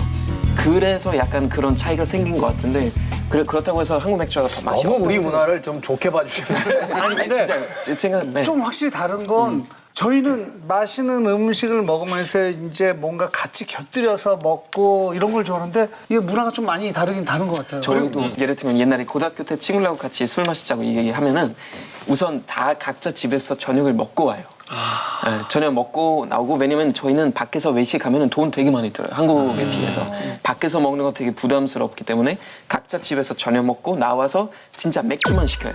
한 사람도 무조건 운전해야 되기 때문에 독일은 대리 없거든요. 독일은 대리 없고 택시비도 너무 비싸니까 한 사람이 무조건 운전해야 되는데 그건 주로 저였어요. 그래서 저는 술을 안 먹고 이제 그냥 뭐 콜라 마시거나 그런데 그냥 재미없는 거죠. 그래서 저는 독일 분들 보고 좀 놀랐던 게 체코 맥주 전문점을 갔었는데 그때 옆 테이블에 이제 독일 분들이 한 3분 오셨어요. 근데 우리는 안주로 한 3-4명이 가면 뭐 모듬 소세지를 하나 시켜서 이렇게 먹잖아요. 근데 3분이 오셔가지고 모듬 소세지를 3개를 시켜가지고 그걸 식사로 이제 모듬 소세지 다 드시더라고요. 독일 남쪽 지역 사람들이었을 것 같아요. 바바리아 지역. 그 사람들이 좀 이상해요. 바바리아. 사실 최근 소주 시장에서 혼술족들을 위한 저용량 소주가 출시되고 있는데 한 2잔 따르면 끝이더라고요. 예. 완전 진짜 혼술족, 혼밥족을 위한. 그 용기 가격이 더 들어가겠는데요. 아, 그럴 수도 있겠네요. 예, 근데 우리 정 교수님이 생각하실 때 혼밥에는 소주가 역시 잘 어울린다고 생각하시나요? 그런 면에서는 술의 가격이나 또는 그 구매의 편의성을 봤을 때는 혼술에는 소주가 아마 제일 쉽지 않나. 재밌는 게 사실은 여러분들한테는 혼술이라는 이런 개념 자체가 사실 그냥 적게 마시는 술은 또는 간단하게 마실 수 있는 술로 이런 개념이지만 미국에는 참 특이한 상황입니다. 혼술을 마시는 사람한테 술을 팔다가 그 술 마시는 사람이 밖에 나가서 사고를 치면 술 판 사람이 책임져야 돼요. 그런데 더 재밌는 건 뭐냐면 혼술을 마시는 사람한테 팔면 안 되는 기준이 있어요. 머리칼이 헝클어져 있거나 술잔 앞에 들고 이제 졸고 있거나 이런 사람한테 술을 팔았어요. 예를 들어서 술집 주인이. 그러면은 그 술집 주인은 그 사람이 술 마시고 밖에 나가서 사고 치는 것까지 책임을 져야 되는 거예요. 미국이나 우리나라의 술에 대한 개념이 좀 다른 게요. 미국은 술을 먹고 사고를 치면 중범죄가 되죠. 중범죄. 근데 우리나라는 술 먹고 뭔 일을 벌리면 사실 사회적으로 되게 좀 관대하게 봐주는 경우가 있어요. 이게 왜 그럴까 생각을 해보면 그 언로가 많이 막혀 있고 개인이 어떤 뭔가를 하는 데 있어서 사회적인 어떤 규약 같은 게 굉장히 강했던 거예요. 그러니까 유일하게 돌파구 하나를 뚫어준 게 술 먹고 좀 울거나 소리 지르거나 해도 쌓인 게 많다라는 쪽으로 그걸 이해해주고 받아들이려고 했던 건데 네 이제는 그런 사회가 점점 사라졌기 때문에 사실은 술 먹고 그런 행동을 하는 것에 대해서 다시 한번 재고를 해봐야 된다. 왜냐하면 외국에서는요 술 먹고 비틀거리면 루저라고 그래요. 저 사람은 완전 사회의 낙오자다 이렇게 쳐다보는데 우리나라는 사실 12시만 되면 차도에 차 잡기 위해 나와 있는 분들 중에 많은 숫자가 비틀거리고 있거든요. 근데 그걸 자동차가 피해 다니지 그분들한테 뭐라고 그렇게 심하게 이야기하는 경우가 없다. 우리 세대 때 이런 길에서 술 마시고 이렇게 비틀거리는 사람을 보고는 뭐라고 했냐면 술이 왼수지 사람을 괜찮다고 보거든요.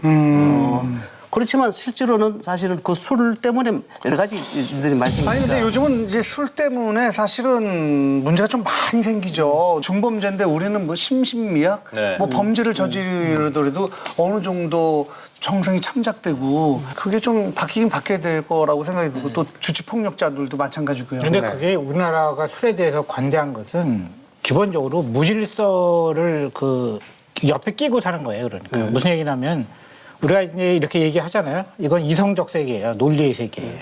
그러니까 질서의 세계거든요. 이제 술을 마신다는 거는 무질서의 세계로 들어가는 거예요.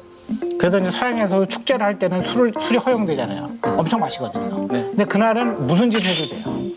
그게 무질서거든요. 근데 이제 서양이라는 나라는 이 질서가 굉장히 큰 나라예요. 무질서가 아주 적은 거죠. 그러니까 바깥에서 보면 답답하고 지루해요. 근데 우리나라는 질서와 무질서가 거의 반반이에요. 그러니까 바깥에서 보면 굉장히 다이나믹한 거예요. 술을 마실 때 그 사람이 이성을 놓잖아요. 평소 안 하던 짓을 하고 그게 질서가 없는 거예요. 그러니까 우리는 그 질서 없는 게 너무 좋은 거예요. 그 시간들이. 그래서 그 시간을 잊을 수가 없어요. 그러니까. 그래서 일본 같은 경우는 맛질이를 하거든요. 그럼 맛질이 하는 나라 모든 게 허용이 돼요. 이제 축제니까. 한국은 어떤 나라냐면은 매일이 축제예요. 그러니까 우리는 해만 지면은 축제가 시작되는 거예요. 참고로 9시에 또 2층에서 축제 예약돼 있습니다. 길 건너편에 2층에. 그게 왜냐면은 그러니까 이제 제가 좀 더 말씀드리면 우리나라에서 이런 얘기가 있거든요. 아니 그 스페인이나 이런 데 가면 막 토마토 축제도 있고 많잖아요. 무슨 축제가 굉장히 많은데 한국은 왜 축제가 없냐? 심심하다. 우리도 뭐 축제 만들어야지. 그래서 만들잖아요. 뭐 이렇게 뭐 한다고 여러 가지 이렇게 만들죠. 지역별로도 하고. 안 되잖아요. 왜? 다 밤에 축제를 즐기고 매일 그냥 뭐 매일 축제인 거죠. 외국 분들하고 직접 부딪히면 극명하게 드러나는 게요. 제가 이제 외국계 음반 회사에 있을 때 회의를 갑니다. 이제 월요일부터 뭐 금요일까지 5일간 회의다. 그러면 첫날 이제 다 만나면 오랜만에 만났으니까 가볍게 칵테일 한 잔 정도 먹고 올라가 자요. 다음날 아침부터 회의니까. 한국 분들은 도착한 그날부터 나갑니다. 나가야죠. 호텔 바깥으로 나가죠. 그래서 밤새 드시고 와요. 그리고 아침 8시 반 회의인데 다 앉아 있어요. 눈 퀭하죠. 그럼 이제 외국 분들이 와서 물어요. 왜 그래? 어제 저녁에 먹었어. 그럼 한국 사람들 별명이 파티 애니멀이에요. 파티 애니멀이라고. 이게 수요일, 목요일까지 반복돼요. 금요일 날부터는 한국 사람들이 술을 먹는 걸 가지고 놀라워하지 않아요. 그렇게 먹고 아침에 나오는 걸 너무 놀라워하는 거예요. 그래서 사실은 그 회의에 가면 한국 사람들이 가장 놀라는 게 우리는 주말에 쉬고 평일에 술을 먹잖아요. 외국 사람들은 평일에 쉬고 주말에 마시거든요. 이게 사이클이 완전히 바뀌어 있고. 그러니까 당연히 평일에 마셔야죠. 축제라는 게 일상이기 때문에. 그다음에 흥이 많은 민족이잖아요, 우리가 또. 예. 주말을 쉬어줘야지 또 이제 일상을 축제를 즐길 수 하니까. 축제를 하니까. 결과적으로 보면은 우리 한국 사람들은 술을 통해서 일탈을 하고 그 일탈하는 순간을 공유했다는 것에 큰 동지를 가지고 있어요. 그거 있어요. 그러다 보니까 외국 사람들이 친구들 와서 이야기가 술하고 약은 상극인데 너희들은 어떻게 해서 술 마시러 가면서 약 들고 가냐. 이제, 약 먹어가면서. 약 먹으면서. 그러니까. 근데 이런 술 문화는 사실 독특한 우리나라 기업 문화에서 출발해요. 야근이 없는 나라에선 회식이 거의 없습니다. 그러니까 우리의 술 문화라는 건 뭐냐면 직장에서 술을 권하고요. 사회적 관계가 술을 권해요. 그리고 술 먹고 한번 일탈한 걸 가지고 동료회를 만들어요. 왜냐하면 그동안 대한민국 기업들이요. 2사람이 해야 될 일을 한 사람한테 시킨 거예요. 그러니까 정상적으로 퇴근을 못하고 야근을 할 만큼 노동 강도가 세져요. 근데 당연히 사회생활 하는데 불만이 쌓일 거 아니에요. 이 불만을 어떻게 푸느냐?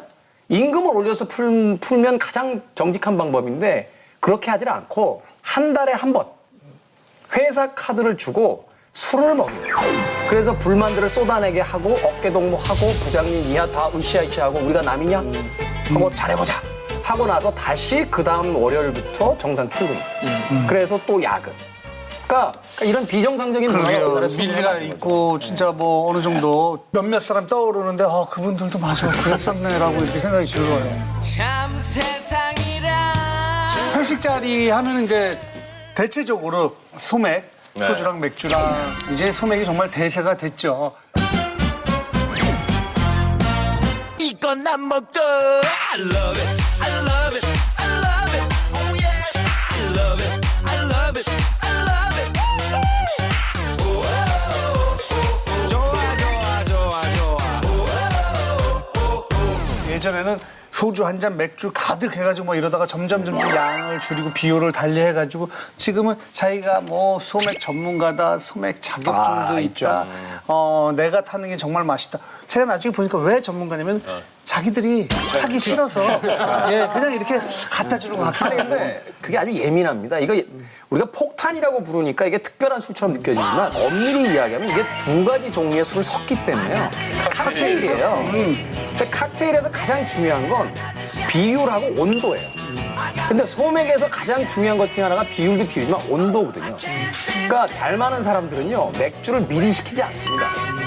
딱 말 정도 한 병, 두 병만 시켜서 바로 말아서 주고 다음 병을 또 시켜서 늘 신선한 상태로 맥주를 주는데 그걸 잘 모르는 사람들은 일단은 시켜놓고서 마니까 점점 뒤로 갈수록 맛이 없어지고 두 번째는 또 뭐가 있냐면 사람 숫자가 한 20명 정도 돼요. 그럼 이게 잔이 바뀔 우려가 있지 않습니까? 네. 배치도대로 잔을 놓습니다. 그렇죠. 그래서 절대로 이제 그 섞이지 않게 하는데 이제 그런 것들의 여러 가지 어떤 복합이 있기 때문에 잘 마는 친구들한테 부탁을 해놓으면 잔도 바뀌지 않고 술이 늘 신선한 상태로 그거는 중요할 수도 있겠네. 그리고 허스들 되게 많더라고요 보니까. 그러니까 술을 마실 때, 그러니까 따라줄 때 그런 것도 있잖아요. 뭐 예를 들면 비율 딱 맞춰서 딱 하는데 휴지 하나 갖다 놓고 잔에다가 묻힌 다음에 뒤집은 다음에 그 휴지를 딱 벽에 붙이고 그거 왜 하는 거예요? 그게 이제 일종의 이유가 수액이죠, 수액. 스웩. 왜냐하면 사람들이 경쟁적으로 나는 이렇게까지 할 수 있다. 일종의 수액을 이제 과시하는 거예요. 그러니까. 그래서 저는 술자리 문화가 이게 심심하면 절대 안 된다. 그러니까 어떻게 단순하게 술만 마실 수가 있냐. 뭔가 장기 자랑이 있어야 되는 거죠. 그러니까 그걸 돌아가면서 하는데 일종의 이제 수액이라고 보죠. 저도 이제 약간 좀 같이 운동하는 사람들하고 저희 관장님도 좀 연세가 있으셔서 같이 먹으면 그 식당 그 주인이 항상 그런 거 하더라고요. 이제 우선 그 조선 흔든 다음에 뚜껑을 그냥 이렇게 열지 않고 이런 식으로 한 번에 트위스트로 하고 이런 식으로 한 번에 트위스트로 하고 그 다음에 딱 뜨고 가면서 딱 따라주는데 이제 관장님 드실 때 우리는 옆에서 다 이렇게 써서 기를 붙여야 돼요. 기를 근데 그런 문화가 저는 맨 처음에 너무 신선했는데 너무 재밌어요. 왜냐면 독일에 그런 건 없어요. 느낌 보니까요. 다니엘은 독일에서 못 살아. 못 살지. 못 살아요. 그러니까 매일 축제니까. 근데 소맥에 대해서 한마디만 딱 하면 이거 아주 이상한 술입니다. 둘 다 별로 맛없는 술인데요. 섞으면 맛있어요. 저는 이건 소비자들의 위대한 승리라고 봐요. 정말 소주는 먹기 일반인들에겐 되게 쉽지 않은 술이고 맥주는 사실 홉 비율이 많이 떨어져 있었기 때문에 옛날 맥주들은 그게 고소한 맛이라든지 맥주 특유의 향이 굉장히 적었어요. 그게 약간 밍밍했죠. 그러니까 사실 술에 있어서 어떤 고급 술을 이야기할 때 향을 먼저 쳐요. 향이 아주 좋아야 되고 먹고 나서 뒤끝에서 또 풍부한 향이 나야 되고 막 이런데 사실 소주나 우리나라 맥주가 그 두 개가 다 부족했던 술이거든요.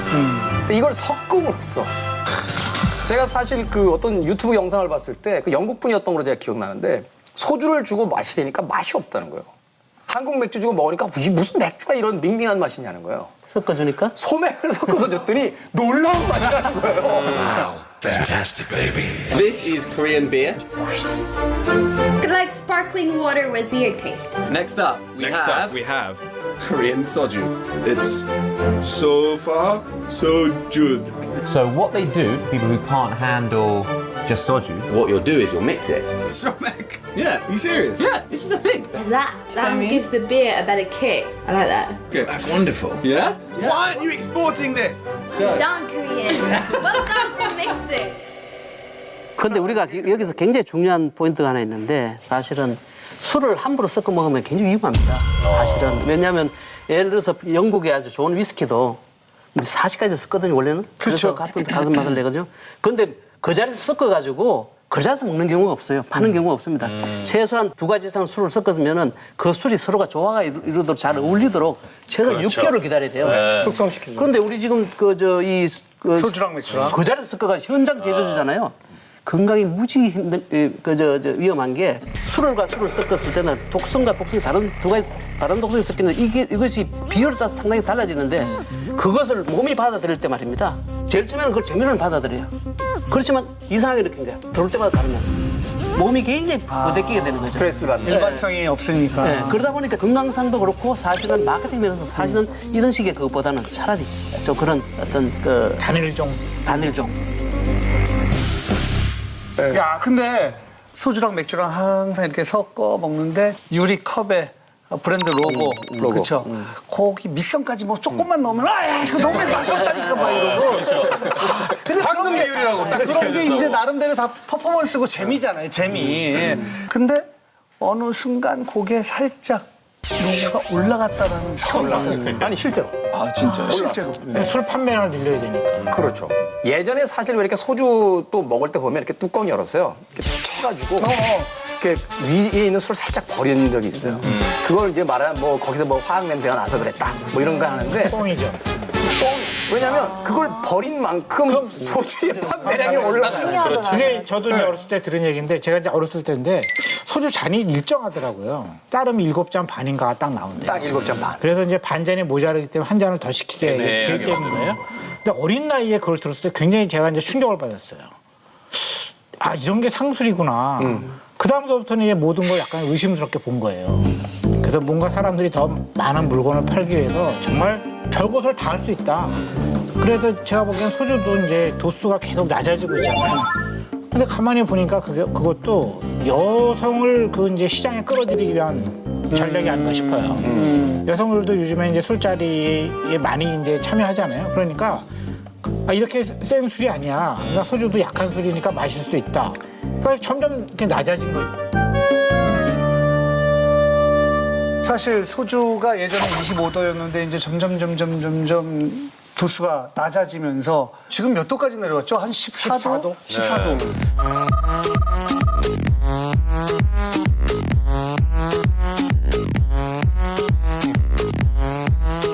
그리고 또 과실 맛 나는 무슨 소주? 자몽. 자몽 소주?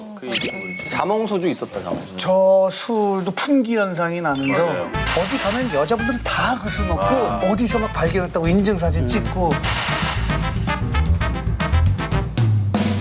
근데 그것도 도수가 낮아지고 뭐 먹기 좋은 향을 입히면서 여성분들이 예전보다 훨씬 더 소주를 많이 먹게 되는 뭐 그런 측면이 있는 것 같아요. 지금 현실적으로 2000년대 직전까지는 우리나라에서 사실은 우리가 의외로 주부들이 알코올 중독자가 많았어요. 왜냐면 가정에서 혼자 있고 막 우리 사회에서는 또 주부들의 친구들도 별로 없지 않습니까? 그래서 혼자 혼술을 마시기 때문에 알코올 중독될 가능성이 높거든요. 남편 늦게 들어오지 예. 뭐 그렇죠. 예. 그렇죠. 근데 이제 2000년대 들어서부터는 이제 또 우리나라의 또 다른 변화가 여성의 사회 참여가 굉장히 활발해졌지 않습니까? 이분들이 사실은 또 이제 또 소주파가 또 많아요. 근데 그건 그럴 수밖에 없다고 생각이 돼요. 왜냐하면 남자들은 이미 그 단계를 거쳤어요. 쉽게 얘기해서 흡연이나 음주에서의 남자 비율은 떨어지고 있죠.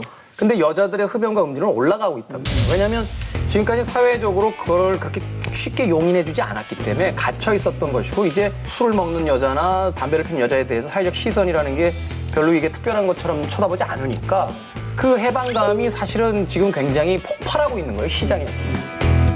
그 외국 생활이 진짜 무서운 게 독일에서는 이제 만 16세부터 가벼운 술, 그러니까 와인, 맥주하고 담배 할 수 있거든요. 그래서 고등학교 때 쉬는 시간에 나가면 선생님과 고등학생들이 같이 담배 피워요. 담배 피우는 여자들이 많았었는데 그래서 그때는 되게 막 그게 신경도 안 쓰다가 한국 와서 이제 2008년도 처음 왔으니까 그때까지만 해도 진짜 담배 피우는 여자 못 봤어요, 길거리에서. 진짜 엄청 어두운 골목 들어가야지 보였는데 요즘은 담배 이렇게 대놓고 피니까 저도 놀래요. 얘는 진짜 고등학생 때 바로 왔던 건데도. 확실히 한국 사회가 많이 변했다는 거. 다니엘 씨의 이야기를 들을수록 느껴지지만 독일에 가시면 향수병 생길 거예요.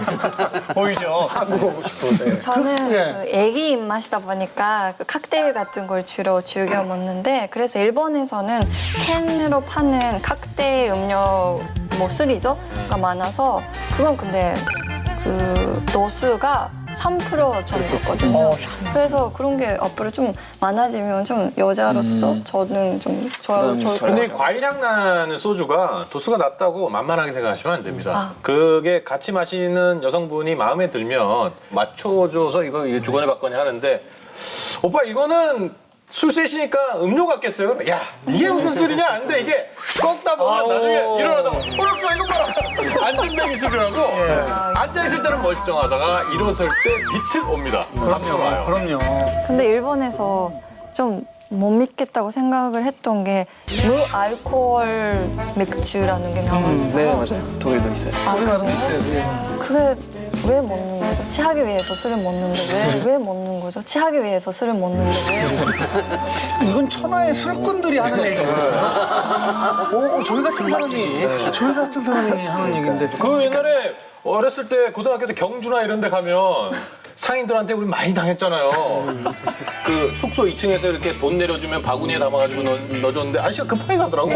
꺼내서 보니까 캐슬 뭐 이렇게 써있고 많이 당했잖아요. 무알콜. 언제 쪽에 이게 그게 94년 정도 됐고요. 무알콜 음료가 좀 붐이 일었던 잠깐의 시기가 있었는데 그게 이제 노래방이었어요. 네, 그러니까 노래방에서 주류를 못 팔게 했기 때문에 그래서 생긴 거예요. 그리고 또 어두운 분위기였기 때문에 그 방금 짝퉁을 이야기처럼 못 알아보고 비슷하게 생겨서요. 옆 사람이 무알콜 맥주를 먹고 있어도 그게 무알콜인지 잘 분간이 안 갔어요.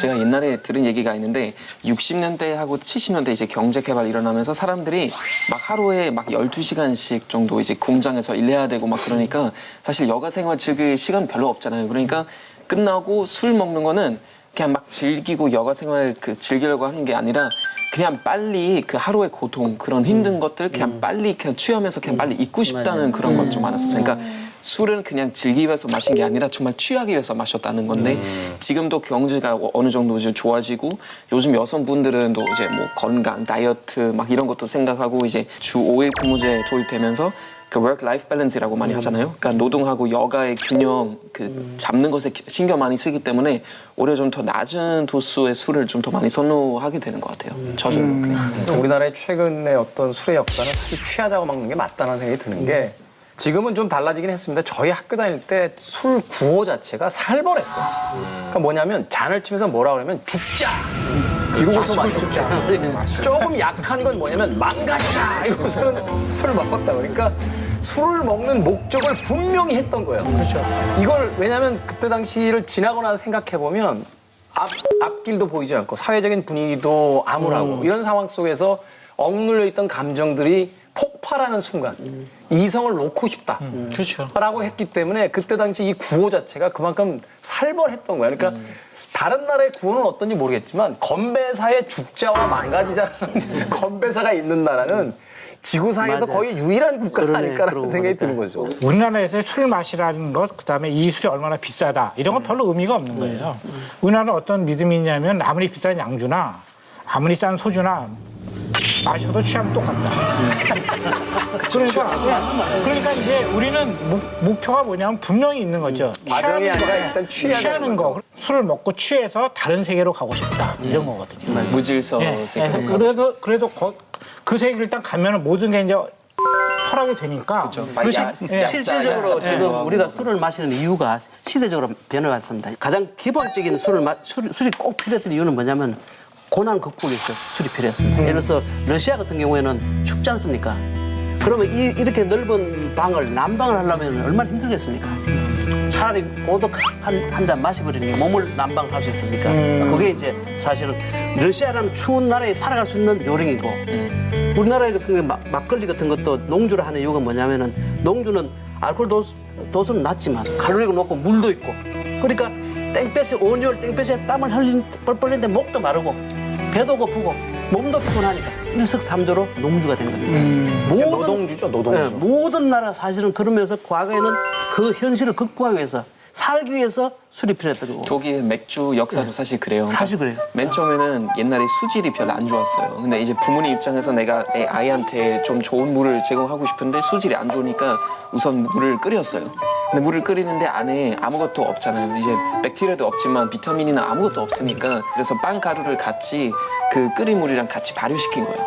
그거는 사실 어떻게 보면 맥주 유리가 된 거죠. 사실 우리나라 소주도 좋은 술들 많거든요. 예, 저도 술을 워낙 좋아하다 보니까 그 술 장인들이 계속 만들어 왔던 그런 술들도 많이 먹어보고 선물도 받고 하는데 원래 우리 소주도 참 고급스러운 술인데 이게 어떻게 해서 이렇게 우리나라에 술이 이제 소주가 들어온 거는 사실 고려 말입니다. 몽고군이 이제 고려 말에 침공했을 때 몽고 진영을 어디에 만들었냐면 개성에 만들고 안동에 만들고 끝까지 저항하는 이제 300여 이런 사람들을 위해서 진도에 만들었어요. 그러다 보니까 지금도 사실은 제대로 된 이 술은 안동 소주, 개성 소주, 진도 홍주 이것이 이제 된 거죠. 그러다 보니까 이 술들은 그 당시에 굉장히 이제 그 고급 술이었고 아무나 뭐 만들 수도 없었고 정리를 해야 되니까 그리고 또 이것은 이 소주는 곡물을 많이 씁니다. 한 20kg의 그 곡물을 사용해서 약 한 10리터밖에 술이 못 만들거든요.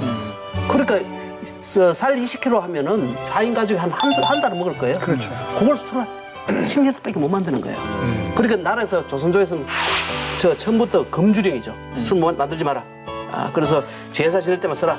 금주령이 있었는데 얼마나 귀하다 보니까 이제 지금으로 치면 고급 양주죠. 양반밖에 못 마셨던 겁니다. 근데 이것이 이제 우리가 해방이 되고 난 다음에 이제 우리나라가 수입된 이제 이 돼지 감자나 이런 거 이제 전분을 해서 정류를 해가지고 98도짜리 술을 만들어서 그걸 물을 섞어서 만들어 판 게 희석식 소주입니다. 지금도 이거 정류식 소주는 뭐 몇만 원씩 하지만도 희석식 소주는 몇천 원밖에 안 하지 않습니까? 그게 이 대중화되는 물꼬를 틀었던 거죠. 소주의 가장 특별한 점은요. 전 세계 어디 가도 이 가격에 이런 성능이 나오는 술이 없어요. 가성비 대비라고 하는데 가성비로서는 최고의 술이라는 게 사실은 소주도 그 적정선에서 먹으면 다음날 뒤끝이 굉장히 좋은 술 중에 하나입니다. 취기도 빨리 올라와주고 뭐 어느 정도 먹었을 때는 다음날 아침에 숙취도 거의 없고 더군다나 굉장히 싸고 그러니까 사실 그렇기 때문에 소주 예찬론자들이 많죠. 이제 술 좋아하는 분들 중에 그래 독일은 맥주, 뭐 프랑스는 와인, 일본은 사케, 뭐 등등등 고유의 술인데 우리도 고유의 술이 있지만 그거를 딱 하나를 이렇게 남들한테 얘기할 만한 그게 뭐가 안 돼서 그때 일제 강점기 때 다 그런 것들을 또 못 만들겠죠. 했다고. 그것도 강박 같아요. 그러니까 고급 술이 대표 술이 돼야 된다는 것도 사실 좀 벗어나야 되는 게요. 어쩔 수 없이 우리나라의 일반적인 서민들이 가장 즐기는 술은 소주란 말이에요. 그럼 그게 우리의 대표적인 술인 거예요.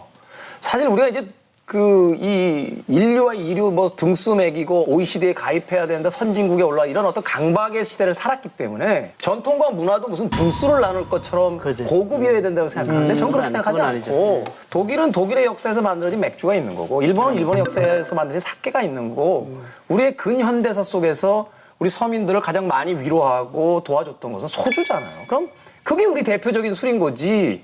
지금은 사람들이 잘 먹지도 않는 무슨 전설의 무슨 옛날 전통주를 끄집어내가지고 우리에게도 이렇게 고급 술이 있습니다. 라고 얘기하는 것 자체가 컴플렉스라는 거예요, 사실은. 근데 일본도 그 사케가 대표 술이 아니고 맥주예요. 그렇죠. 네, 일본에서 가장 그 소비량이 많은 주종이 맥주예요. 추월한 지 오래됐어요. 그 일본 사람들은 낮에도 다 맥주를 기본으로 음식 나오기 전에 한 잔씩 하잖아요. 어떻게 보면 혼술의 가장 대표적인 나라잖아요. 퇴근하면서 맥주의 나라예요, 샐러리맨들이 맥주의 혼자서 맥주 딱 500cc, 1000cc 딱 먹고 그리고 이제 심지어는 이제 불황기 때 잃어버린 그 10년, 20년 시절에는 회사 회식할 때 편의점에서 캔 맥주 사가지고 길거리에 이렇게 쭉 둘러서가지고 회식했어요, 일본에서. 거기서 이제 부장님 할 말씀 하시고. 그러니까 이제 돈이 없으니까. 후지민은 참 좋겠어요. 이렇게 매주 녹화 와가지고 일본에 대해서 많이 알아가시니까 도움이 많이 되시겠네 우리 저보다 많이 프로한테. 아시니까.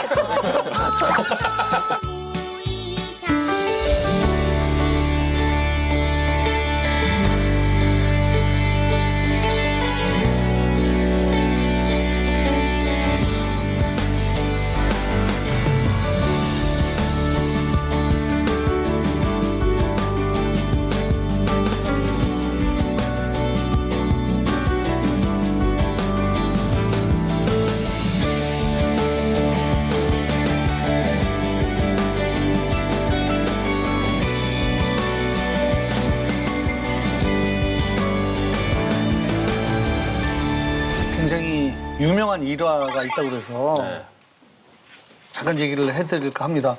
사랑하는 여인의 청혼을 받은 남자가 있었는데 청혼을 받았잖아요. 여인한테 먼저 받았음에도 불구하고 이제 고민을 하기 시작한 거예요. 근데 뭐 그럴 수도 있죠. 예, 당연히 뭐 남녀 불문하고 뭐 프로포즈를 받으면 고민할 수 있는데 무려 7년 동안 고민을 쭉 한 거죠. 그래서 이제 7년 동안 고민한 결과 결혼할 이유가 354개. 결혼 안 할 이유가 350개. 야, 박빙이네요. 근데 박빙이지만 해야 할 이유가 4개 더 개 많기 많고. 때문에 오케이 뭐 이 정도면은 하는 게 맞겠다. 7년 만에. 그녀를 7년 만에 찾아갔는데 그녀는 이미 결혼한 뒤였고 이분은 이제 평생 독신으로 혼자 살았다는 얘기예요. 이분이 근데 이게 진짜 맞아요. 이 사람이 정말 그 철학자 칸트. 칸트.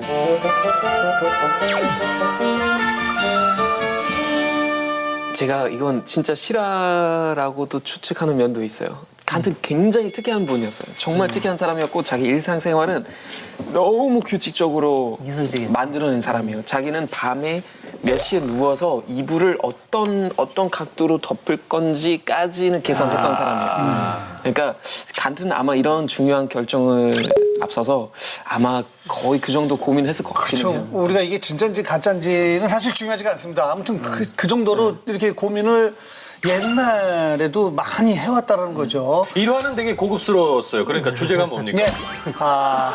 사랑하는 여인을 잃게 된 네. 칸트. 예. 이유는 딱 하나, 결정장애. 네. 결정장애. 그래서 이번 주제가 짜장이냐 짬뽕이냐, 짜장이냐 짬뽕이냐. 내 결정. 칸트하고 약간 괴리감이 느껴지네요. 예. 칸트에서 갑자기 훅 들어오는데. 시작은 창대하게 시작을 하자고요. 짜장이냐 짬뽕이냐.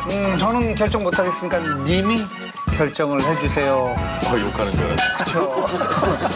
난 욕으로 들렸어요. 예, 저도 욕으로 들렸어요.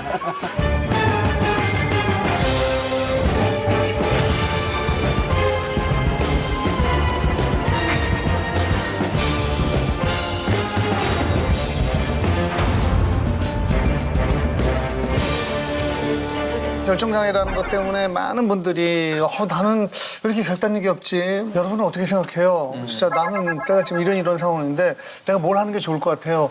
라고 묻는 정말 웃지 못할 일들이 벌어지고 있는데 본인들은 어떻게 생각하세요?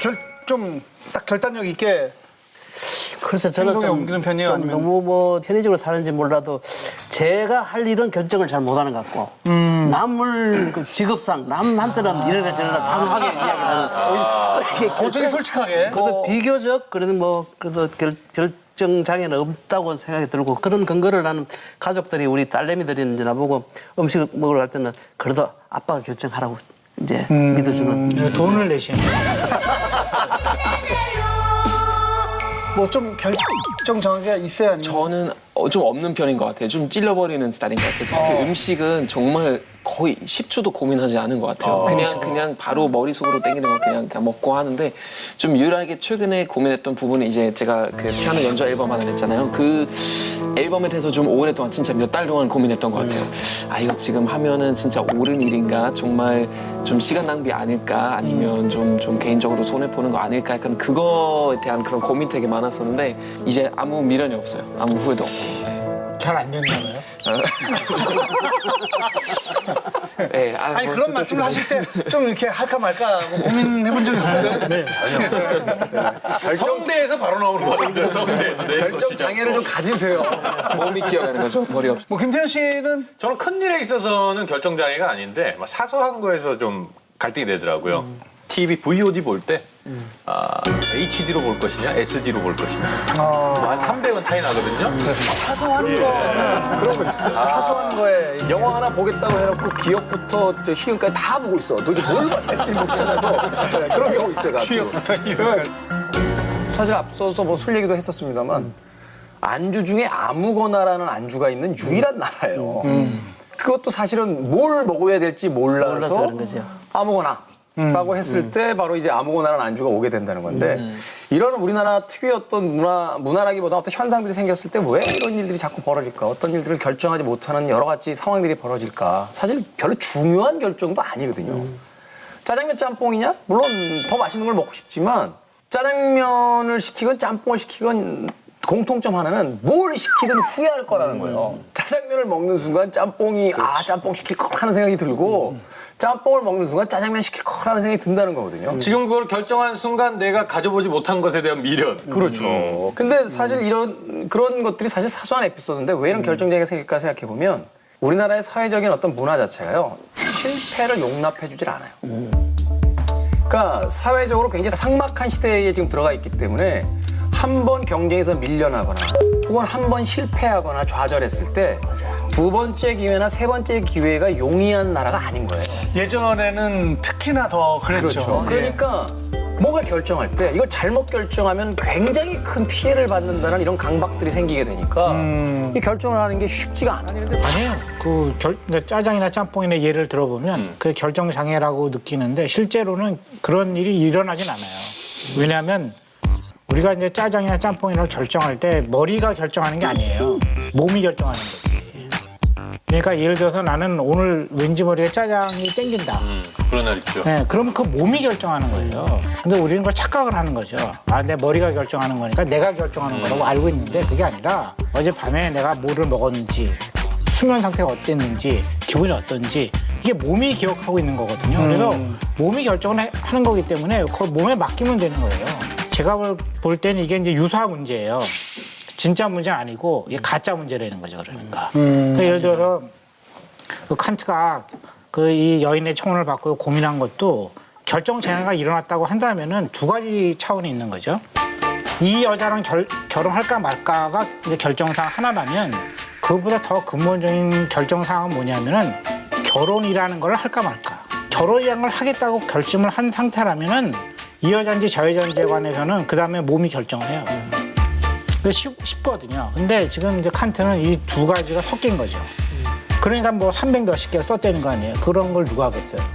그러니까 제가 보기에는 우리가 이제 소위 말하는 결정 장애라는 거는 그 밑에 문제가 아니라 위에 현상을 가지고 얘기하는 거예요. 짜장이나 짬뽕이냐 현상이잖아요. 그 밑에 뭐가 있냐면 오늘 내가 점심을 먹을까 말까 이게 있는 거죠. 그게 결정이 됐느냐 안 됐느냐 그게 중요한 거예요. 예, 그것이 해결이 돼야지 그 다음 문제가 생기는 거죠. 그렇죠. 아니 근데 칸트 못지않게 이렇게 결정장애를 갖고 있는 역사적 인물들이 있죠. 사실은 굉장히 많죠. 사실 이것도 결정장애로 볼 수 있는지 모르겠는데 예전에 아인슈타인 같은 인물은 옷장에 똑같은 옷만 있었다는 거예요. 그러니까 아침마다 일어나서 무슨 옷을 고를지를 고민하는 게 너무 힘들어서 그래서 늘 똑같은 옷만. 사실 그런 걸 좀 흉내냈던 사람 중에 하나가 스티브 잡스처럼 늘 청바지에 터틀넥만 입고 다녔다 뭐 이런 이야기도 있고 사실은 이 결정장애의 최고봉이라고 이제 알려졌던 사람 중에 하나가 2차 세계대전의 연합군의 사령관이었던 아이젠하워 장군이었다는 거예요. 늘 너무 우유부단해서 또 귀가 얇고 그러니까 옆 사람 이야기를 들으면 늘 결정이 왔다 갔다 했다는 거예요. 근데 이 결정장애의 어떤 극단이었다고 하는 아이젠하워가 오늘날 2차 세계대전에 가장 영웅이 되는 건 뭐냐면 노르망디 상륙작전이라고 하는 2차 세계대전의 소위 분수령이 됐던 어떤 전환점이 됐던 작전을 모두가 반대했다는 거예요. 참모들. 근데 이 순간만큼은 이 결정장애였던 아이젠하워가 이 작전은 반드시 해야만 한다. 라고 해서 그것을 결정했고 결국 그 작전이 오늘날 2차 세계대전의 어떤 승패를 바꿔놨다는 거예요.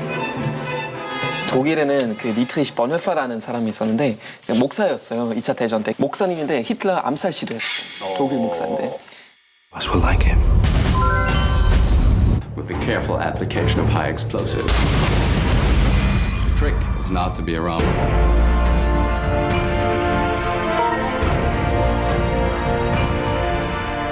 시도가 실패했고 사형 당하기 직전에 반사가 물어본 거예요. 야 너는 목사인데 어떻게 그런 결정 내릴 수 있냐고. 사람을 죽일 수 그렇죠. 어떻게 우리 위대한 지도자를 어떻게 그 암살 시도 할 수 있냐고. 근데 번호파가 굉장히 자신 있게 그런 말씀을 하셨대요. 사람이 옳고 옳지 않은 일 중에 선택하는 거 고문이 아니라 옳고 옳은 일 중에 선택하는 게 그거는 진정한 고문이라고. 네, 여기서는 자기는 3가지 조건이 있었대요. 첫 번째 그 조건은 이거는 지금 현대를 위한 일인지 아니면 미래를 위한 일인지. 두 번째 조건은 이 내가 지금 저지른 일은 나를 위한 일인지 아니면 남을 위한 일인지. 그리고 마지막으로 이거는 지금 일시적인 행복을 위한 일인지 아니면 장기적인 행복을 위한 일인지. 그 3가지 따지면서 히틀러 암살하는 거는 맞다는 결정을 아주 자신 있게 내렸고 사형 당했을 때도 아무 후회 없이 그 사형을 당했다는 거예요. 제가 경험담을 한번 얘기해 보면요. 제가 이제 서울대학을 재수해서 들어갔는데 1년을 다니고 자퇴를 했잖아요. 그렇죠.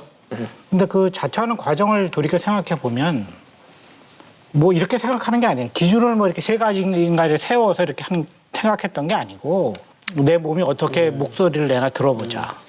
그런데 이제 점점 이제 학교 가는 게 이제 몸이 무거워지는 거죠. 강의실에 앉아 있는 게 힘겹고. 극히 정상적인 반응 아닌가요? 아니 그게 아니고 교수님 말씀도 너무 지루하고. 그러니까 소음처럼 들리더라고요. 몸이 이제 가기 싫은 거. 이제 결론을 내려주더라고요. 이제 그만 다녀야 되겠다 이렇게. 몸이. 네, 그러니까 제가 볼 때는 결정장애라는 말은 사람들이 너무 섣불리 하는 거예요. 기다리지 않는다는 거죠. 이게 중요한 문제면은 몸의 소리를 기다릴 수 있도록 시간을 줘야 돼요, 몸한테. 그리고 그걸 관찰해야 되거든요. 그럼 개인적으로 궁금한 거는 고소회전 녹화장 오실 때는 어떻습니까? 몸이 무슨 얘기를 합니까? 그거에 관해서 이제 진솔하게 말하면 안 된다는 게 사회적인 거예요.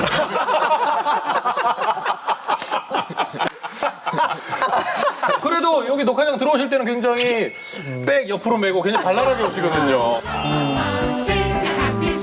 결정장애에 대해서 이렇게 이야기할 수 있을 것 같아요. 그 대학에 가서 젊은 친구들하고 이야기할 때 늘 물어보는 게 이런 겁니다. 영화 좋아해?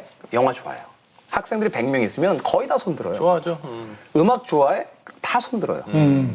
그 제가 묻습니다. 이번 주에 영화를 몇 편이나 봤어? 한두 편 봤어요. 음악은 신곡을 한 100곡 정도 들었나? 아니요. 한 두세 곡 들었으면 많이 들은 거예요. 제가 그때 하는 얘기가 뭐냐면 그건 좋아하는 게 아니야. 그 정도 누구나 해. 그러니까 좋아한다는 건 그게 없으면 미치는 거예요. 맞아요. 많은 사람들이요. 저도 마찬가지지만 내가 뭘 좋아하는지를 정확하게 몰라요. 그러니 결정을 할 수가 없어요. 아니 근데 그게 지금 학생들한테 하는 그 질문이 잘못된 거예요. 무슨 말이냐면 학생들한테 무엇을 좋아하느냐 물어보면 안 돼요. 무엇을 잘하느냐 물어봐야 돼요. 그러니까 결정장애가 생기는 원인이 뭐냐면은 무엇을 좋아하냐고 물어보기 때문에 생기는 거예요. 인생에서 특히 직업이라든가 먹고 사는 문제는 좋아하는 것과 전혀 관련이 없어요. 잘하는 거로 먹고 사는 거예요. 그러니까 너는 뭘 잘하냐고 물어보면요 다 당황해요. 맞아요. 왜? 한 번도 생각해 본 적이 없는 거예요. 그러니까 내가 뭘 잘하지? 그러니까 잘하는 게 없는 거예요. 그러니까 이제 결정하기 어려운 거예요. 그러니까 잘하는 거를 알 수 없게 교육을 시키죠. 그렇죠. 왜냐하면 이상한 나라의 교육 방식인 게요. 영어가 100점이에요. 그 수학이 50점이에요. 그럼 어느 학원에 보내요? 수학 학원에 보내요. 이 얘기는 뭐냐면 영어에 타고난 아이를 재능이 없는 수학을 공부시키는데 돈을 쓰는 거예요. 그리고 평균적인 인간이 만들어져요, 어느 날. 이 문제에서 가장 핵심은 뭐냐면 답이 없는데 답을 찾으려고 하는 거예요. 그러니까 많은 사람들이 어떤 착각에 빠지냐면 세상의 모든 문제에 답이 있다고 생각해요. 이때부터 결정장애가 생겨요. 왜냐하면 하나의 정답이 있다는 건 나머지는 오답이란 얘기거든요. 그러니까 틀린 답을 선택할까 봐 전전긍긍하는 거죠. 근데 정답은 없지만 정답을 내야 되는 시기는 분명히 있습니다. 방금 말씀하신 그런 문제를 갖다가 지금 끊임없이 제자들하고 대화를 하게 되지 않습니까? 나의 청춘, 나의 이상에는 글 한번 써봐라. 네가 태어났을 때는 어땠고, 중학교 때, 고등학교 때, 대학교 때. 그러면 그러다 보니까 내가 제일 하고 싶은 게 뭔지 또는 내가 진짜 좋아하는 것이 뭔지를 한번 써봐라. 그거 좋은 방법인데 어렸을 때부터 쭉 아니, 그거에 자기 보고서를. 나쁜 방법이에요. 나쁜 방법이에요. 왜요? 이게 이제 무슨 말이냐면은 우에겐자부로라는 이제 그 일본의 노벨 그 수상 작가가 있잖아요, 소설가. 그다음에 도쿄 대학을 다녔는데 그 우에겐자부로는 이제 교수가 되고 싶어했어요. 그랬는데 그 스승이 자네는 이제 소설가가 되라고. 자네는 그쪽에 재능이 있으니까 소설가가 되라. 그 한마디에 교수를 포기해요. 그리고 소설가로 이제 노벨상을 받았거든요. 그러니까 교수나 선생님이나 부모님이 해야 될 가장 중요한 일은요. 자식이 뭘 잘하는지를 찾아내는 거예요. 뭘 좋아하는지를 찾아내는 게 아니라. 근데 이런 일이 아주 많아요. 이 세계 가장 유명한 그 철학자 중에 한 명이 비트겐슈타인 있잖아요.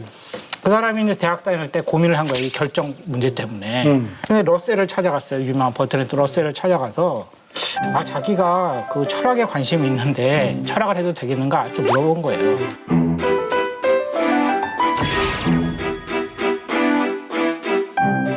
그때 교수가 중요한 거예요. 너 철학을 좋아하니? 이런 거 하면 안 돼요. 철학을 좋아해? 이런 거 그런 거는 하수가 하는 거고 나쁜 방법이고요. 러셀이 계속 찾아오니까 귀찮잖아요. 그래서 그러면 여름방학에 논문을 한 편 써와봐라 이렇게 얘기하고 그래서 이제 비트겐슈타인에 써갖고 딱 간 거예요. 한 줄을 딱 읽고서 자네는 그 항공사가 되지 않는 게 좋겠다 이렇게 얘기해요. 한 줄을 딱 읽고 천재를 알아본 거죠. 그러니까 제일 중요한 게 뭐냐면 어른들이 할 일은 좋아하느냐를 물어보는 게 아니에요. 그런 거는 물어볼 필요가 없어요. 그걸 알아서 하는 거예요. 개인적인 취미고. 항상 잘하는 게 뭔가에 관해서 물어볼 필요도 없어. 알아봐줘야 돼요, 그거를. 근데 여기서 참 많이 갈리는 것 같아요. 저는 사실 잘하는 걸 해도 된다. 또는 좋아하는 걸 해도 된다. 문제는 어떤 걸 선택하든지 결국은 후회할 거다. 그런데 중요한 건 그 선택의 방식이 부모에 의해서 혹은 어떤 기성세대에서 이걸 해야 밥벌이가 된다. 이런 식의 어떤 사회적인 어떤 강요에 의해서 그 선택이 이루어졌을 땐 무너진 자리에서 일어나기가 쉽지 않다. 자, 지금 아마 시청자 여러분도 이렇게 말씀을 들으면서 이 말씀도 맞는 것 같고 이 말씀도 맞는 것 같고 나 우리 자식들한테 이렇게 하고 싶기도 하면서 이렇게 하고 싶다. 이게 바로 결정적입니다. 이게 지금의 주제예요. 제가 딱 그 상태입니다. 예. 패닉이 올 것 같아요. 이 말씀도 이건 사실 정답은 없습니다. 예, 우리 고수님의 말씀 다 일리가 있는데 독일에서도 결정장애라는 단어를 쓰나요? 독일에서 아마 제일 먼저 생겼던 것 같아요. 그러니까 독일 저널리스트 어떤 기자가 있었는데 올리버 예게스라고. 근데 그 사람이 맨 처음에는 게네라치온 메이비, 그러니까 메이비 세대라는 말을 맨 처음에 썼어요. 그러니까 메이비라는 세대는 우리는 무기력이고 결정 못하고 이러지도 못하고 저러지도 못하고 가만히 있고 이런 그 세대에 이제 가리키는 말이거든요. 아니 후지민아도 결정장애라는 단어 일본에서도 네. 다른 단어로 이렇게 쓰이나요? 결정장애라는 단어가 딱 없는데 근데 일본은 유토리 세대라는 게 있는데 유토리라고 하는데 그게 여유라는 뜻이죠. 그게 2002년도쯤에 그 일본 교육 시스템이 달라져가지고 예전보다는 뭐 학생들이 배워야 되는 양을 줄이고 너무 자유롭게 살다 보니까 그 세대분들이 결정을 낼 수 없고 뭔가 남을 너무 위식하는 세대가 됐다고 좀 안 좋다고 그래서 그것도 사실은 좀 편견에 있는 해석 방법이라고 보는 게 인간이 여유를 갖고 살아야 되는데 이제 여유를 준 지 얼마나 됐다고 그것 때문에 나타난 폐해가 결정장애다. 이건 사실 그렇게 살지 않았던 세대가 너무 그 세대를 몰아붙이는 그러니까 듯한 이렇게 신문이나 뉴스나 이렇게 기사들이 그런 게 많이 나죠. 그들이 성인이 됐을 때 약간 국가 경쟁력이 약화됐다 이렇게도 얘기를 하잖아요. 어쨌든 좀 아이러니한 게 예전보다는 훨씬 더 선택할 게 많아졌는데 오히려 선택을 못하는 거. 요거를 좀 남녀 간의 얘기로 한번 해볼까요? 그러니까 썸도 약간의 결정장애. 이거 한번 책임지고 이 여자 제대로 한번 사귀어보자. 이런 게 아니라 그냥 어장 관리할 때 나도 그냥 그 중에 한 명으로서 이렇게 살짝 있다가 상황 봐서 빠지기도 했다가 그런 것도 결정장애. 결정장애라고 볼 수도 있고 썸이라는 거는 그 상대방에 대한 책임과 의무는 없되 재미는 누리고 싶다라는 굉장히 이기적인 행태인 거죠. 썸뿐만이 아니라 모든 결정에서 그게 있는 것 같아요. 선택지가 많아졌어요. 지금은 사실 만남의 공간도 많고요. 인터넷 공간을 통해서 채팅만 해도 사실 하루에도 그 만날 수 있는 사람의 숫자가 굉장히 가능성이 많이 열려 있는 거죠. 그러니까 그런 선택지가 많았을 때 당연히 결정장애가 오죠. 그러니까 왜냐하면 누구를 한 명 선택한다는 건 기타 사람들을 포기한다는 뜻과 똑같아요. 잘 아시는 것 같아서 개인적인 질문인데 어딜 가야 썸을 좀 탈 수 있어요? 좀 알려주시면 안 돼요? 저기 하고 싶거나. 제가 연애 컬럼을 안 쓴 지가 거의 한 10년 됐어요. 감 떨어져서.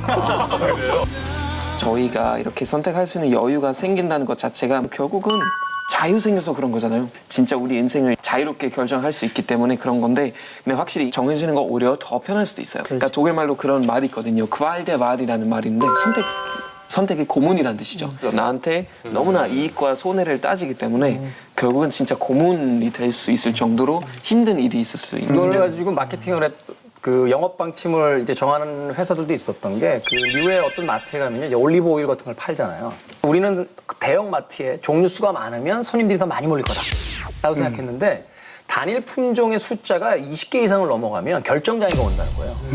그래서 사실은 물건을 진열하고 배열할 때 종류 수가 일정한 숫자 이상을 넘어가지 않게 해야 판매율이 올라간다는 거예요. 사실 그래서 올리브 오일을 100종류를 팔고 있는 마트다 이렇게 됐을 때 오히려 올리브 오일의 판매가 떨어졌다는 거거든요. 그러니까 사실 이런 예를 봤을 때도 결정장애의 가장 그 기본적인 출발점은 선택의 폭이 너무 많아지는 어떤 현대사회 속에서 벌어지는 자연스러운 현상 아니겠나요? 근데 그거를 지금 선택이라고 말씀하시니까 선택이라면 무엇이든지 다 선택할 수 있을 것처럼 말씀하시는데 그 완벽한 착각이죠. 무슨 말이냐면 내가 시계를 사고 싶다. 시계 가질 수가 쫙 있잖아요.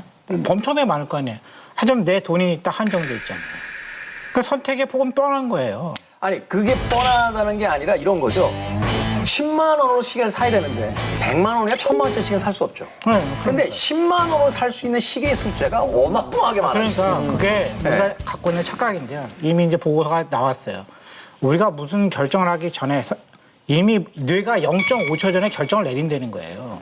내가 10만 원을 갖고 있는데 이제 10만 원을 보니까 검색하면 인터넷 많이 나오잖아요. 어느 걸 볼까 쭉 보잖아요. 우리 몸이 이미 결정을 한다는 거예요. 뇌가. 몸이 결정을 했는데 0.5초 뒤에 이게 떠오른다는 거죠. 근데 우리가 착각한다는 거예요. 내가 자유의지를 가지고 선택을 했다. 골랐다고. 그래서 이런 거기 이제 우수의 말이 있어요. 그럼 내가 자유의지가 없다는 말인가? 에이 자살해야지. 그런 결정도 0.5초 전에 뇌에서 떠오른다는 거예요. 제가 되게 동의하는 게 저 그런 말도 들었어요. 결정 잘 못 내릴 때 그 통장 많이 던지잖아요. 누가 되게 좀 흥미로운 얘기했었는데 우리 보통 이렇게 던지고 딱 떨어졌을 때 그 결과 보는 게 아니라 던지는 순간에 내가 어떤 결과를 바라고 있는지 그거 살펴보라는 거예요. 그 순간에 뇌가 이미 결정한 거예요. 그 몸이 반응한다라는 게 굉장히 그럼요. 흥미롭죠. 그쵸. 흥미로운 사실인 게 돌이켜 생각해보면 다 몸이 반응을 했던 것 같아요. 일단 지금 아내분을 처음 만났을 때도 몸이 반응하지 않았어요? 아, 이거 빠져나가기 힘든데, 요 질문. 그런 것 같았어요. 그런 것 같았어요. 결정장애예요, 이게. 언어적 결정장애. 그런 것 같았는데 심장이 사람의 능력 중에서 제일 먼저 퇴화되는 게 기억력이라 잘 기억이 나지 않아요. 그게 이제 몸이 먼저 결정하는 거예요. 이게 선택적 기억을 하죠. 우리가 결정을 할 수 있는 자유의식을 가지고 있다는 건 뭐냐면 잘못된 결정을 한단 말이에요. 그것이 반증하는 건 뭐냐면 몸이 이야기하는 대로 결정했으면 그것이 잘못된 결정일 리가 없죠. 근데 뭔가를 결정해놓고 끊임없이 후회하고 반성하고 잘못 결정했다고 판단하거든요. 그 이야기는 뭐냐면 역설적으로 머리가 결정하는 사항들이 있다라는 거예요. 근데 실제로는 이제 어떠냐면 이제 그 남녀 관계 이런 거 보면요. 남자가 이제 여자의 손을 잡거나 여자가 남자의 손을 잡았을 때 평소와 다르게 몸이 그 손이 차갑다. 그런 경우에는 이제 마음에 이상이 생긴 거예요. 보통은. 건강에 이상한 수족냉증. 그거는 이제 저 나이에 해당되는 거고 보통의 경우에는 몸이 먼저 말을 하거든요. 그러니까 애정이 식었다는 거는 말이 먼저가 아니라 몸이 먼저인 거죠. 그러니까 그 차원이 다르다는 거예요. 그러니까 몸이 왜 잘못된 결정을 할 수 있냐면 이런 거예요. 우리가 어떤 사람을 사귀게 됐을 때 예전에 어떤 데이트 코스 중에 하나가 뭐 공포 영화를 보러 간다든지 뭐 놀이동산에 간다 뭐 이런 것들이 있었다는 거예요. 공포 영화 무서우니까 서로 스킨십이 생기고 뭐 놀이기구도 무서우니까 스킨십이 생겨서 서로 가까워진다. 물론 그 얘기도 맞아요. 그 연애 이론을 이야기할 때 뭐냐면 아직 안 친한데 친한 사람들이 할 수 있는 행동을 먼저 해버리면 뇌가 착각한다는 거예요. 얘랑 친하구나 내가. 근데 이제 두 번째 얘기는 또 재밌는 게 몸이 결정한다는 건데 공포 영화나 놀이기구를 타면 심장이 벌렁거리잖아요. 누구를 보고 좋아하는 감정이 생겨도 심장이 벌렁거린다는 거예요. 놀이기구 탈 때도 그렇고. 그 사람하고 있을 때 심장이 뛰기 시작하면 머리가 착각한다는 거예요. 이 사람을 좋아한다. 그것도 있는데 이제 약간의 명분을 딱 던져주는 게 둘이 생각만 딱 맞으면은 그렇게까지 놀랄 장면은 아닌데 계속 그게 사실 그 사람에 따라서 좀 다 결혼하면 안 놀래요. 결혼하면 안 놀라. 남자가 놀래죠? 예. 그런 거를 우리 말에서 딱 정리해놨잖아요. 둘이 눈이 맞았다. 그러니까 결국은 몸이 반응한다는 거는 우리는 다 육감이 있다는 거잖아요. 육감이 있고 제가 볼 때는 그 육감을 믿어도 되는 것 같아요. 그러니까 저는 개인적인 약간 경험이 있었는데 독일에서도 취업이 잘 안 되고 제가 원래 박사 하려고 했는데 그 비엔나 대학교하고 베를린 대학교 있는 교수한테 또 막 편지 쓰고 했는데 거절당하고 진짜 땅바닥을 치는 느낌이었고 그래도 어머님한테 제가 다시 말씀드렸어요. 엄마 난 다시 한국 가서 다시 한번 도전하고 싶다고. 근데 그때 이제 가족 멤버들이 다 무슨 얘기했냐면은 야 다니라 지금까지 취업해도 안 되는데 가서 되겠냐? 그냥 여기서 취직하는 게 낫겠다. 근데 뭐가 속으로 계속 아니야 그거 아니다.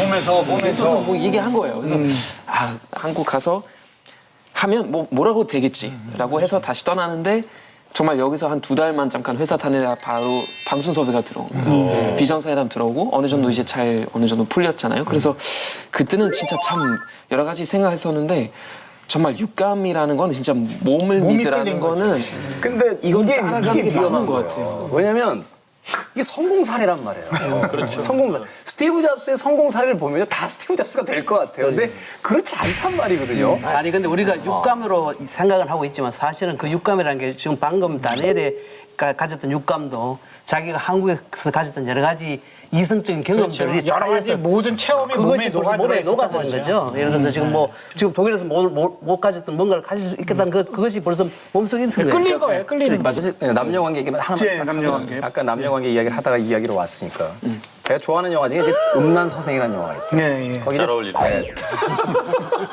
이 영화에서 제가 굉장히 좋아하는 대사가 하나 있습니다. 그러니까 그 왕비와 바람이 난 한 그 선비의 이야기인데 왕비가 자기를 사랑하냐고 물어요. 그 한석규 씨가 연기하는 그 음란서생이 뭐라고 이야기를 하냐면 당신을 처음 본 날부터 마음속에 음란한 상상이 일었다. 그래서 그날부터 이게 음란한 욕심인지 사랑인지 분간이 안 된다. 근데 어떻게 사랑한다고 말할 수 있겠느냐. 그러니까 사실 감정이라는 게 그래요. 우리가 확신을 갖잖아요. 감정에 대해서 어느 순간에 육감 왔어, 운명이야 라고 하지만 굉장히 아름다운 판타지가 되는 건 성공한 케이스들이 TV와 방송과 영화와 문학에 나와서 이야기하기 때문이에요. 그래서 제가 이제 말씀을 드리자면은 그냥 제 생각이에요. 그리고 제 철학인데 예를 들어서 지금 여기에 키 크는 약 이 약이고 이 약인데 우리 애가 이렇게 해서 이거를 막 먹었는데 한 6년 정도 됐는데 그렇게 많이 안 커가지고 거기 갔어요. 근데 이 약 이래도 안 먹었으면 큰일 날 뻔했다고. 요 정도 큰 것도 다 이 약 덕분이라고. 그거는 누구도 증명해 줄 수가 없기 때문에 그냥 자기가 선택한 거는 그냥 빨리빨리 결정하고 선택을 하고 지금도 순간적으로 저희가 회식을 하기로 했잖아요. 지금 이 정도면 충분히 방송 분량이 나왔으니까 회식을 빨리 갈까? 아니면 또 나중에 한 10분, 20분 더 하다 보면 더 재밌는 내용이 나올 수 있으니까 그렇게 결정 장애가 조금 있었다가 지금 결정했어요. 그렇게 결정 장애가 조금 있었다가 지금 결정했어요. 지금 결정했어요. 이 정도면 충분하다. 그래서 제가 이제 한 가지 더 덧붙이자면은 지금 말씀하신 그게 로버트 프로스트에 나오는 가지 않은 길이라는 시예요. 그 이제 두 갈래 길이 있었는데 한 길을 갔는데 이쪽 길에 뭐가 있었을까 그러는데 그게 똑같은 말씀이에요.